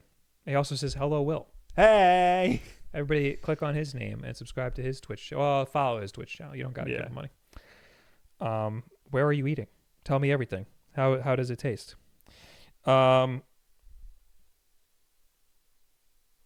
Yeah, I want to get it, but I can't get it if it's only Japanese because I want Mom to play it. What's next, Will? It's the last one. Yes. Mario and Luigi developer files for bankruptcy. Pause. Mario and Luigi the RPG developer. Correct. Correct. Files for bankruptcy. Mario Luigi RP Studio enters bankruptcy. All right, you read this. I need to charge my laptop. Alpha Dream, the 28-year-old Japanese studio best known for developing Mario and Luigi RPG series, is seeking bankruptcy protection. The company filed bankruptcy papers in Japan on Tuesday. A translated Yahoo News story from Japan said the studio was crippled by high development costs and sluggish sales performance for the works Alpha Dream had completed. The story said that the studio listed debt of 465 million yen, which is roughly $4.3 million as of March 2018. Alpha Dreams worked on the Mario Luigi RPG series, beginning with Mario & Luigi Superstar Saga for the Game Boy Advance in 2003. The studio went on to make 4 more RPGs, the latest being Mario & Luigi Paper Jam for the Nintendo 3DS in 2016. It delivered 2 3DS remakes of older RPG titles since then, Bowser's Inside Story and Superstar Saga. Alpha Dream was also behind 2 adaptations of the Hamtaro anime, 2004's Hamtaro Ham Ham Games and 2008's Hi Hamtaro Ham Ham Challenge. Oh, you remember those? Yes. No. So this is surprising. 2 reasons. One, you don't normally hear about Japanese companies going out of business. No, they usually last forever. Yeah, and then like if they're having problems, they find ways to like restructure and like make it work so that they can continue on. You know, something American companies don't know how to do. Yeah, the CEOs will just live on the streets for a year. Yeah, exactly. Also, I'm surprised that Mario & Luigi was not made by a Nintendo-owned company. Yeah. Like that was done by basically a third party. I think that might have been part of the problem. Really? Mario and Luigi, those games, everybody loved those games. Everybody played them, loved those games. But so many people want Paper Mario back. Yeah. And so many people want Mario RPG back. Mm-hmm. Well, we got Paper Mario fairly recently. But Mario and Luigi games are just like Paper Mario and Mario RPG. Yeah. So I feel like there was like a marketing issue there. Yeah. You know, they could have marketed it like Paper Mario or Super Mario RPG. Well, at the same token, like Mario and Luigi was unique enough that it had its own dedicated following, like separate from Paper Mario and Mario RPG. So, like, I don't necessarily think that was all the issue. Well, it had a cult following. I'm saying it could have been a lot bigger if they said this is an RPG, and if you like these other games, you'll like this game. Well, I think people knew, like, once they like played it or they found out about it. I think gamers knew. I think like we knew, and people who were into Nintendo knew. But I don't think people who were into those games, like people who are outside, like people more mainstream. Well, how many people who are in the mainstream, like, are into Mario RPG or Paper Mario? I think a lot. I think there's a lot that don't know that that's like those games. I think maybe because they were handheld games specifically, because handheld games are typically considered like the lesser of the game of like the games as opposed to like the the console version. I think you're right, and I think that they enforced that mentality Yeah. by making it its own thing instead of just like making it more like Paper Mario or like Mario RPG or integrating it in some way or making it so that they could be like, hey, if you like these games, you'll like this game. Yeah. So I think there's a bit of a marketing thing, and I mean I've never played those games because why would I? Yeah. But having an outside developer develop it, I think is like Nintendo being like, we don't care about this that much. I don't know. Well, because they have Grezzo do the Zelda games. Right. Well, the portable ones and Link's Awakening. Link's Awakening, yeah. That's why the frame rate's dropped. There you go. You know what I mean? Yeah. So, I don't know. It's just weird that they wouldn't... I'm just surprised that Alpha Dream was not already a Nintendo-owned company. But this also means that Nintendo was like, nah, you can die. Yeah. You know, because I'm sure once this company's dying, they're like, Nintendo, help. Yeah. And Nintendo's like, we don't need you. You're not that important to us. Unless they do wind up like buying Alpha Dream. I mean, they'll certainly like buy the rights to whatever rights they need to for Mario and Luigi. But I don't know. Yeah. Yeah. I mean, maybe they could like pick up the corpse. Yeah. But no, I mean, something's up there. Like they didn't care enough to keep this going or revive it. And I wonder how the sales were. I wonder if sales were good enough. I mean, I don't think, I'm sure these games sold well. I guess maybe not. I guess the remakes didn't sell that well, they just remade it. Bowser's Inside Story and Superstar Saga, yeah. For the 3DS, right? Yeah. Yeah. I mean, it always sucks when a game developer goes out of business, and unfortunately, like that happens a lot in this country.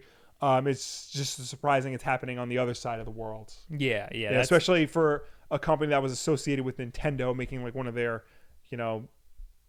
marquee series. Yeah, you're right. It was they saw enough success to remake one of the games. Maybe that was like a last ditch effort. Maybe they're like, we'll remake this and see how it sells, and it must not have sold well. But then the 3DS is dying too. So that could also be it. Yeah. Maybe this is their way to like distance themselves from the 3DS now. Maybe. Migzy Balu says, was it bankruptcy protection or actual bankruptcy in Japan? Although I can't tell you if it works differently in Japan, because that does make a difference. I don't know the whole story. They said... Hold on, I just closed the article. Anyway, that's the last story we have. Yeah. They said the company filed for bankruptcy papers in Japan on Tuesday. Almost dropped the brand new mic, Will. Damn it, Bob. The studio was crippled by high development costs and sluggish sales performances for the work Alpha Dream had completed. Well, that answers that. Yeah. So, there you go. All right, I'm doing the unboxing. We only have one box. Okay. Something Chinese. Yeah. Oh, I don't have a knife. Do you have a knife? I got my dinky knife. Give me your dink, Will.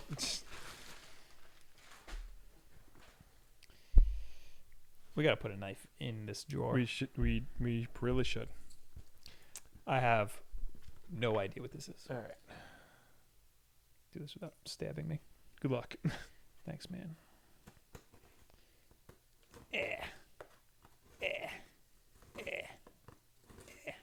Okay, so Comic-Con's this weekend? Yes.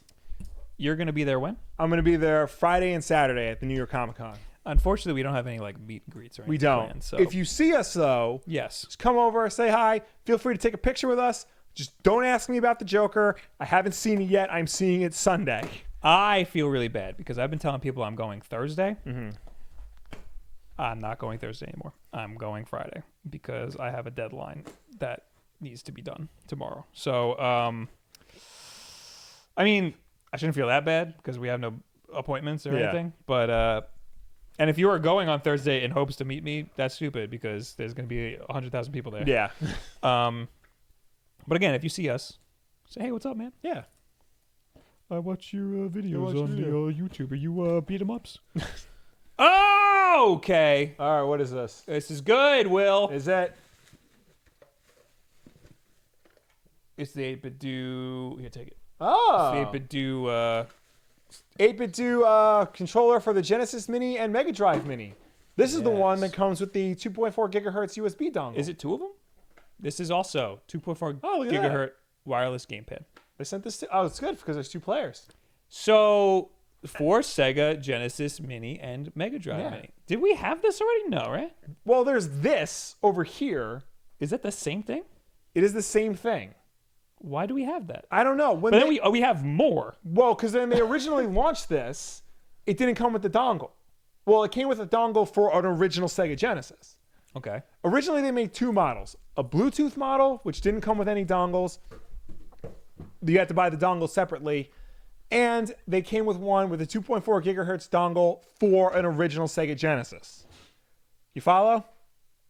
I'm following. Now, they have one specifically for the Genesis Mini that comes with a USB-based 2.4 gigahertz dongle. All right. It's not in here, but we have another one. Yeah, this is the one for the Sega Genesis. Oh, so that... This comes with a Genesis Dongle. 9-pin dongle. Okay, that makes more This sense. And that's comes why that's over there with our analog. Yeah, Okay, and then this is the Bluetooth one. that's the Bluetooth one. That you need a Bluetooth adapter for, sold separately. Or you use this for the Nintendo Switch. correct. And unfortunately, this does not work with the Sega Genesis Classics Collection because Correct. you can't remap 2 of the buttons. Yeah. So that's not 8BitDo's fault. That's Sega's fault. They Yeah. dropped the ball there. That's stupid. Yeah. I can't believe we have all these freaking. We have a lot of controllers now. I need to get like a freaking office or something Yeah. with all this stuff. Like a warehouse. Like Yeah. a- So I'm gonna be screwing around with that in a future video that might There you be out go. this weekend. there you go. That will be out this weekend, whether or not it kills me. yeah. So make sure you slam that bell on YouTube, not here Yeah. on Twitch. All right, now all the I put a tweet a week. good. That's the only tweet of the week. Tweet of the week! Tweet of the week! Tweet of the week! This tweet made the rounds on the internet, so people probably saw it, but I just thought it was too good to pass up. I have not seen You this. didn't see this? No. This is from Brain Exploder on Twitter. You can buy this rotting, screen-used TMNT3 Leonardo suit if you want. This looks like it's supposed to look like that.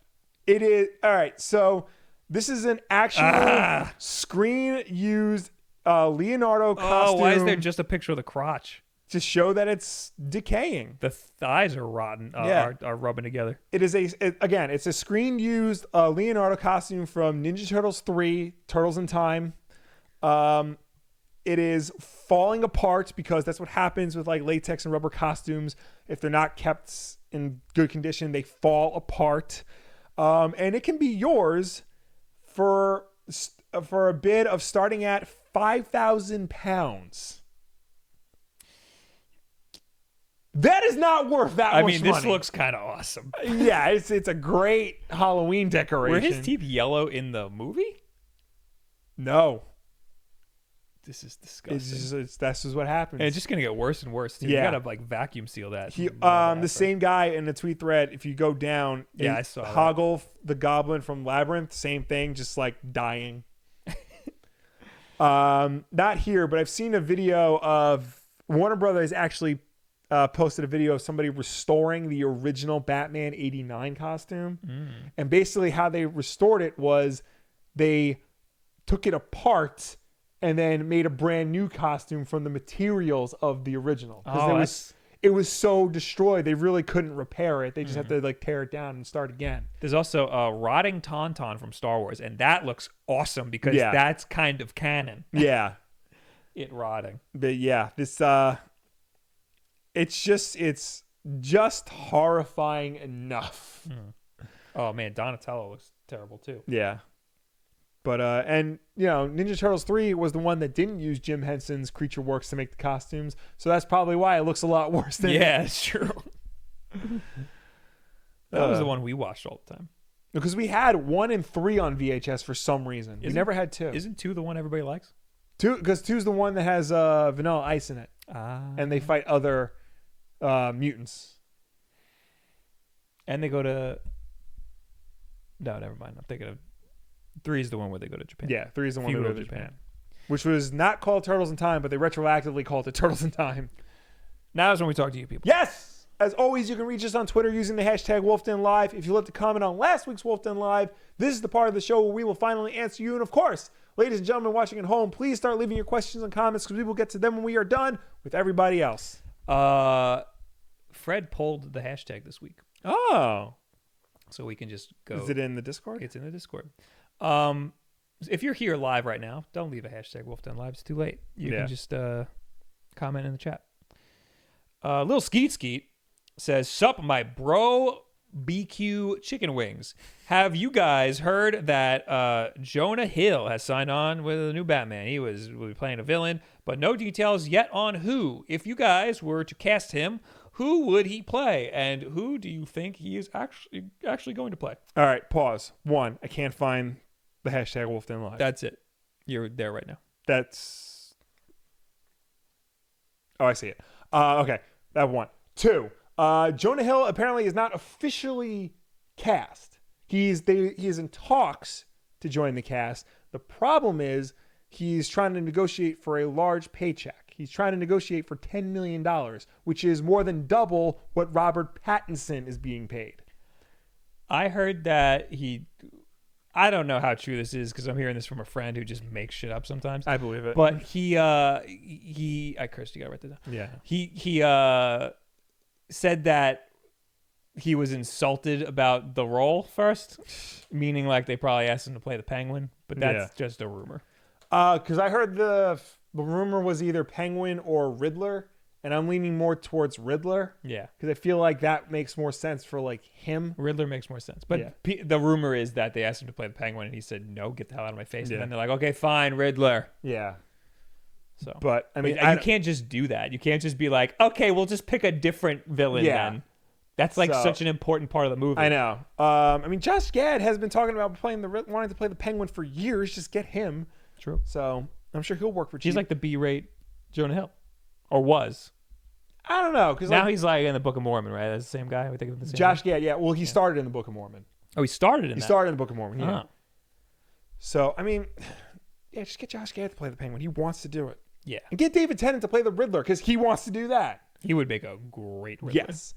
I mean, I'm excited for the movie regardless, whether or not Jonah Hill's in it. I think he is certainly not worth $10 million. No, absolutely especially when not. you're not giving Pattinson anywhere near that kind of money.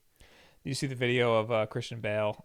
Somebody asked him about what he thought of Robin Pattinson. He's like, "No, he's amazing and he's going to do great. Just make sure you're making your own Batman because you're going to do a great job." Yeah, he also said it's the same thing he told Ben Affleck. Like, make sure you can pee in that suit. Oh. Make sure they give you a zipper so you can take a piss, I think is what he said. Yeah. Your mic smell like a new car? Not really. I keep poking it though because the wind guard is like nice. Soft. Yeah, it's like I keep soft, putting my mouth on it. Yeah. It's very sensitive though. If you tap like the bottom, it makes a really loud noise. Jordan Rand says, "Hey guys, are there any games you remember playing with your parents when you were younger? I had a lot of fun playing racing games with my dad, such as Rock and Roll Racing, Sled Storm, and Gran Turismo games. Love your content." Our parents didn't play games. No. We was maybe a Tetris here and there. Yeah, no, they didn't play games. Our dad played a little bit of Tetris. Mom played Brain Age a little bit. Yeah. That's it. Our dad bought Rogue Squadron for the N64 because he wanted a flight simulator type game. Yeah. But we watched him play it and made fun of him the whole time. So we didn't make fun of him. I think we did. We were trying to tell him where to go, and he was going going nowhere near where we had to. You know what? We were probably doing it in like a really annoying 10-year-old way. True. So I completely understand why that would ruin video games for him for the rest of his life. Also, our father does not like being bad at something. Yes. So he just won't do it. That's true. He doesn't want to start something. Yeah. If he doesn't want to be new at something. He wants to already be good at it, you know? And so he gets embarrassed if he's bad. Like that one time he sat down and played blackjack with us. Yeah. Which was amazing. He must have been drunk because he never would have wanted to do that. Yeah. He sat down, made one bet, won, and then he's like, all right, that's it. And then he took it all and left. And we're like, what the hell? It's because he was like, I'm good at this. I don't want to, I'm leaving while I'm up. That's our father. Q73 Power. My Joy-Con was doing donuts in a McDonald's parking lot, so I sent it to Nintendo for behavior correction. It was a good boy for 2 years before the drift addiction happened. Remember, kids, don't do drift. It's bad for you and hurts your friends and family. Thank you for the public service. Yeah. I'm not pulling this up on screen. All right. Well, demos the NES 666. Hey, Bob and Will, sticker bombed and clear coated my Switch to give it a Pokemon theme. It's not perfect, but I like the way it turned out. What do you think? By the way, I love your channel. Hashtag WolfDenLive. Thank you. I didn't know that's what that's called, sticker bomb. He put a bunch of Pokemon stickers on it and then clear coated it, but it actually looks really freaking. It does look very good. It looks like it like a D-brand skin, or it's supposed to. Yeah, look like it looks that, very professional. I have to say, it looks like one giant sticker, not like a bunch of stickers slapped together. You done good, man. Good job, good composition there. Mike Forte says, evening, gents. Planning anything special for when you hit Wolf Den Live episode 200 or just business as usual? That's like 4 weeks.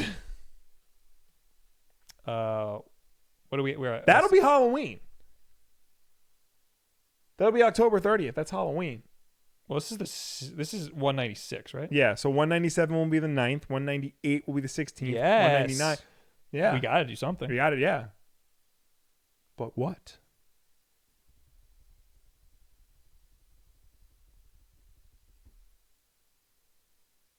Crickets. Yes. We'll figure it out because that's a good point. Yeah, my guy. Everybody remember Mike Forte is the one who suggested that. Stay tuned. Keep it locked on IGN to see what we do with. Yes. All right, now we're in the chat. No, last week's Wolf. Oh yeah, I forgot we did. Yeah, we got to scroll up. Choco Loco James. I didn't realize you guys play or talk about anything else other than Nintendo. Nice to hear your opinions on other platforms. We do mostly focus on Nintendo because that's what gets the views. Yeah. But, you know. We pigeonholed ourselves. Yeah. But we do like to throw in topics from outside of that. We talk about what we're interested in. Yes. And we're interested in other platforms and comic books and movies and TV shows and the geopolitical landscape of the United States of America. So. Yes. Devilish Mustard Buster says, let's be clear. Oh, here we go. Nintendo is better than Sony at delivering on nostalgia because they have largely been making the same 4 to 5 games for the last 30 years. Come on now. That's why their games are so polished and perfect because they only change slightly over the years. That's also why people don't mind playing Mario Kart 64 over a new Mario Kart. They get all of the nostalgia without sacrificing much of the ways of gameplay. Sony has evolved their game designs so much over the decades that their older titles feel like they didn't age well because they are predicated on wildly different game design. Also, Sony's best games included sports games like Gran Turismo and RPGs, which Wolfden rarely acknowledges the value of. That's not true. That's not true. I don't like RPGs. Just because we don't play those games regularly. Yeah, it doesn't mean that I don't appreciate the value of or like RPGs that we don't understand the importance of like certain games in that genre. Just this episode, y'all pooped on Civilizations and immediately creamed yourself over an indie game no one cares about. Was that Celeste? Yeah. Probably Celeste. We didn't. Did we poop on Civilization? I probably just said I don't care about this game. Yeah, like, we are well aware of the fact that Civilization is one of the most popular games in the world. I don't care about politics. It doesn't mean it's not important. Exactly. Nintendo we talk about geopolitical politics on the channel. Nintendo makes the games that Wolfden enjoys. Doesn't mean that people don't like old Sony games. I didn't say that either. All we said was that Nintendo is better at weaponizing their nostalgia and getting people excited about their nostalgia than Sony seems to be. Whenever Sony tries to do it, it doesn't work as well as Nintendo does. Also, the whole thing about making the same 4 to 5 games every for the last 30 years, no. Nintendo, they've had that perfect polish since these games first came out. Yeah. Mario has always had that polish. Star Fox started with that polish. Metroid has always had that polish. Yeah. All of their IPs that are wildly successful have always been super polished since the very first one. So it's not that they've perfected it over the years, which they have, but it's more that they have always perfected it. Also, to that point, yeah, Nintendo will like take the same 4 to 5 franchises and put out new games in them every generation. Sony doesn't do that. Like if you look at the history of the PlayStation, you know, on the PS1 they had Naughty Dog, I guess is the best example. They had Crash Bandicoot, they had that trilogy, and then once the PS2 came out, focus shifted to Jak and Daxter, and that was the big trilogy. And then when the PS3 came out, Uncharted was the big thing. They forgot about Jak and Daxter, and now we're on the PS4, and The Last of Us is the new hotness right now. So like Sony will, like once the generation is complete, they will leave previous franchises either in the dust or they won't focus on them as much as they will the new franchises. Whereas Nintendo, every generation, for the most part, they make sure that their heavy hitters are represented in a way that is more fitting to a modern era. But Nintendo's also not afraid to toss something new out there. Yeah. Astral Chain, Splatoon. all the Platinum games, Splatoon. So, yeah, they know that the nostalgia sells, but they're not afraid to try something new every once in a while. And sometimes it doesn't work. Yeah. But another problem is that Sony came to the scene in probably the worst generation. 95? Well, the PS1. the 3D era. Yeah. So a lot of those games just don't hold up anymore. Right. Whereas Nintendo had the side scrolling. They were like, we were well into 2D games at the time. So they still have that. They were in a good position there. That's why a lot of those early Nintendo games they still play really well. But even like the Nintendo 64, people like will hold up like those games above like the PS1 games. Like you never hear anybody like talk nostalgically about Siphon Filter the way they do Perfect Dark. Right. You know? Yeah, well, that's the Nintendo polish. Right. Because even though that generation wasn't the best, Nintendo still did their absolute best to make the best games. Yeah. So take that. Suju Mimi says, the only thing is, if pronounced Raz Al Ghul, like in the Nolan movies, that translates correctly in Arabic. If pronounced Raish, then no. So I don't know. Maybe it's supposed to be in a different language. I thought it was Arabic, though. So it is supposed to be Arabic. Here's the thing. I first became aware of the character, let alone the pronunciation, from Batman the Animated Series. And they pronounce it Ra's al Ghul. And like that's the way most people pronounce it up until the Nolan movies where it was Ra's al Ghul. Well, if it's supposed to be the... Okay, I'm sorry. Denny O'Neil, the co-creator of this character, sides with Batman the Animated Series. He says it's supposed to be Ra's al Ghul. Yeah, but GIF, though, you know? I guess, yeah. That's the thing. If it's supposed to be Arabic, then it should be the way... It should be Ra's al Ghul. Yeah. Well, I mean, it's like, you know, like Japanese names are one thing in Japan, but then when you try to say it in English, sometimes you butcher that. Yeah. Same thing with American names in Japanese. Yeah. Like I say Bob, but in Japanese it'd be Babu. Yeah. And like I'm not going over there saying, "Hi, my name's Babu." Yeah. You know, I'm gonna say, "Hi, my name's Bob," and then they'll say back to me, "Oh, Babu," and I'll be like, "Okay." They're close enough. You know, so that's just English for you. Bernardo Venegas. Hey guys, long time since I've been able to catch podcasts. I just wanted to say the assist driver in a Mario Kart is crap. It won't let you grab closed curves or shortcuts because it is always trying to keep you center in the stage. So Bob, maybe you just suck at Mario Kart. I definitely suck at Mario Kart. Everybody sucks at Mario Kart. Yeah. You're not as good as you think you are in Mario Kart.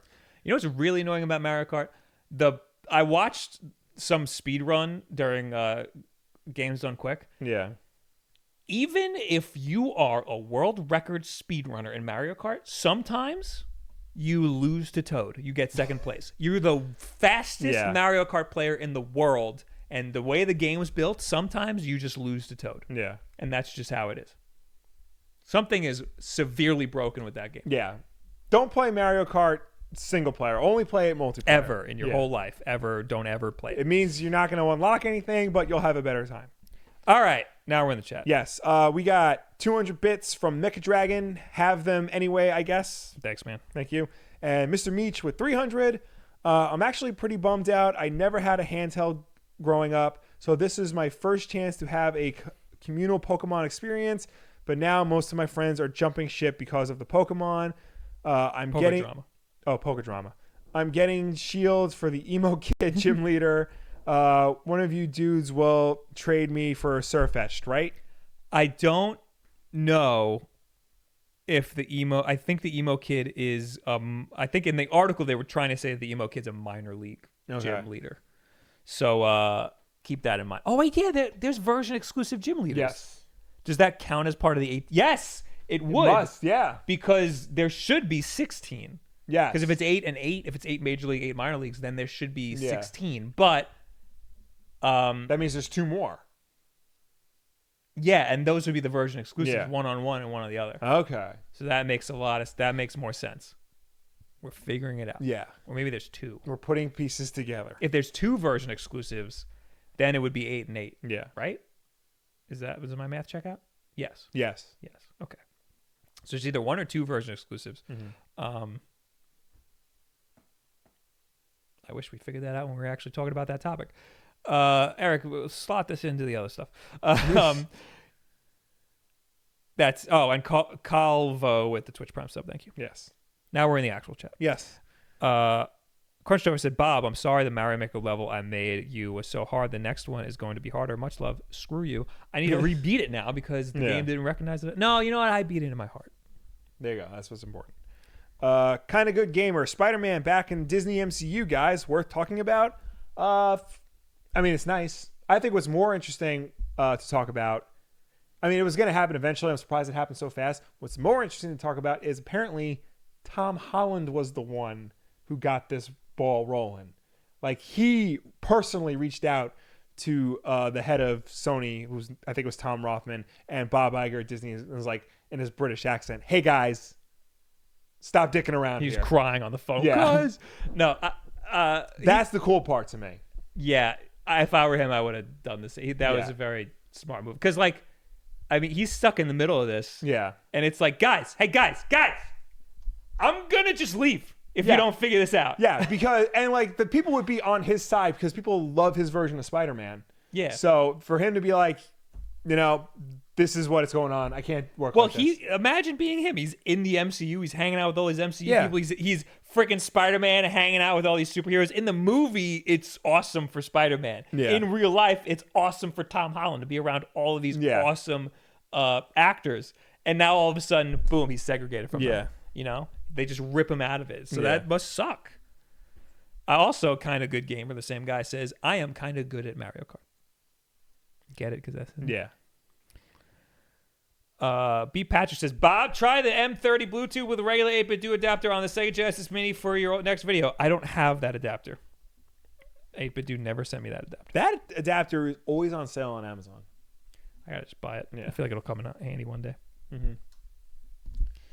Mm-hmm. Any Sonic movie updates, says Rosa. No. There was some leak, like some people thought they saw like what the but like. I don't I'm buy like it. always hesitant. Like, is that a leak or is that just good fan art? Yeah, I don't buy it. Yeah.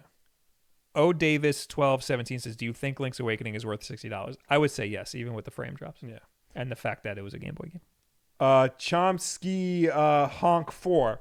What's up, Wolf Bros? Either of you guys see the 2016 Godzilla movie Shin Godzilla? It reignited my love for kaiju. Any favorite kaiju monster movies? Love the channel. I did not see Shin Godzilla, but I really want to. Apparently, that was directed by the creator of Evangelion.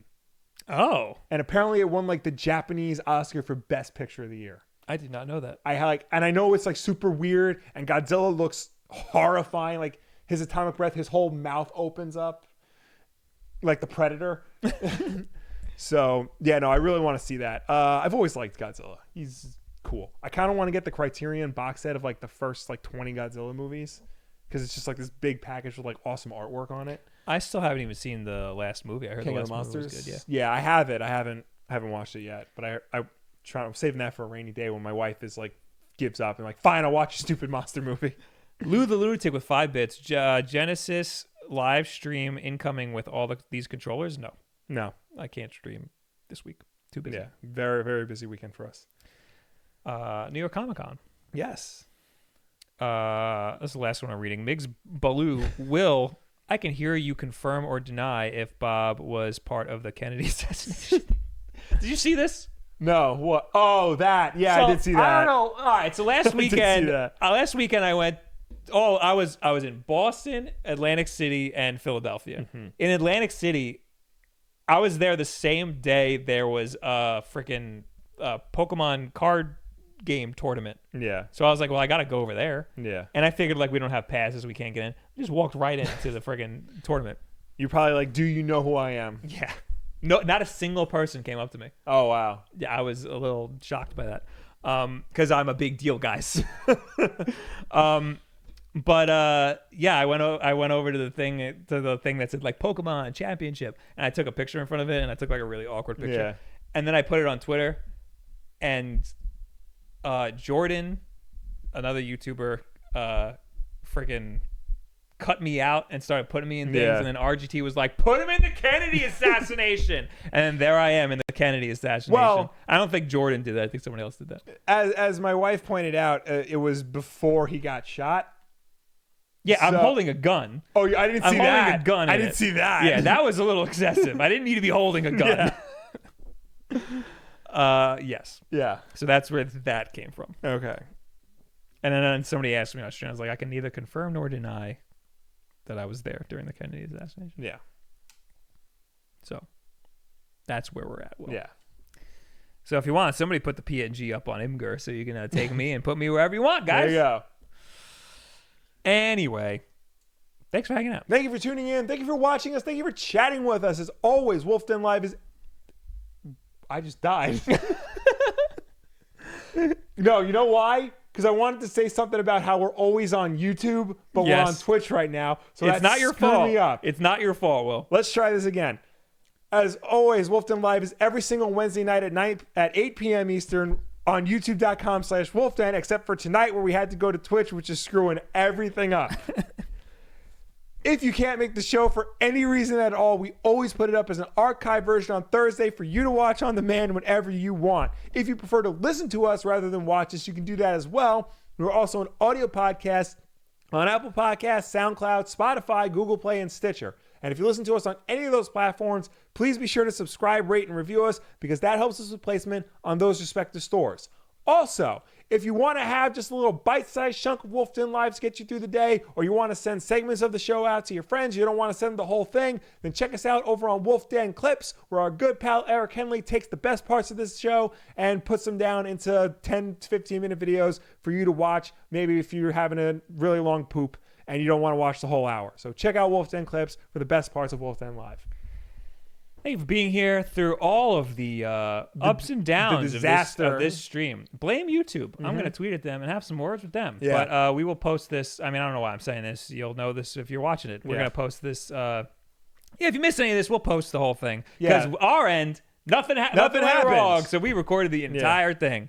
But of course, that's why we posted afterwards, so that you can get the best version. Yes. There's plenty of ways to watch this. So if there's technical difficulties, I just said all of them. Yeah, you're all good to go. I'm not streaming tomorrow like I normally do on Twitch because I was going to go to Comic-Con. I was going to see the Joker, but instead I have to work on a video. So, and then I'm going upstate for a wedding. I'm a very busy man. Well, yes, you are, Bob. I will be here on... No, I will be over on YouTube. See, I screw up too. I'll be over on YouTube on Sunday to stream some game. Who knows? You should get Dad to stream Rogue Squadron. Oh my good lord. I would love to stream. I should stream Rogue Squadron. No, I was thinking Rogue Spear. My brain's having a lot of problems. Yeah, today's a bad day. If you're here on Twitch, drop a follow, put the notifications on because I stream here all the time. Thank you for being here. We'll see you later, and goodbye. Bye.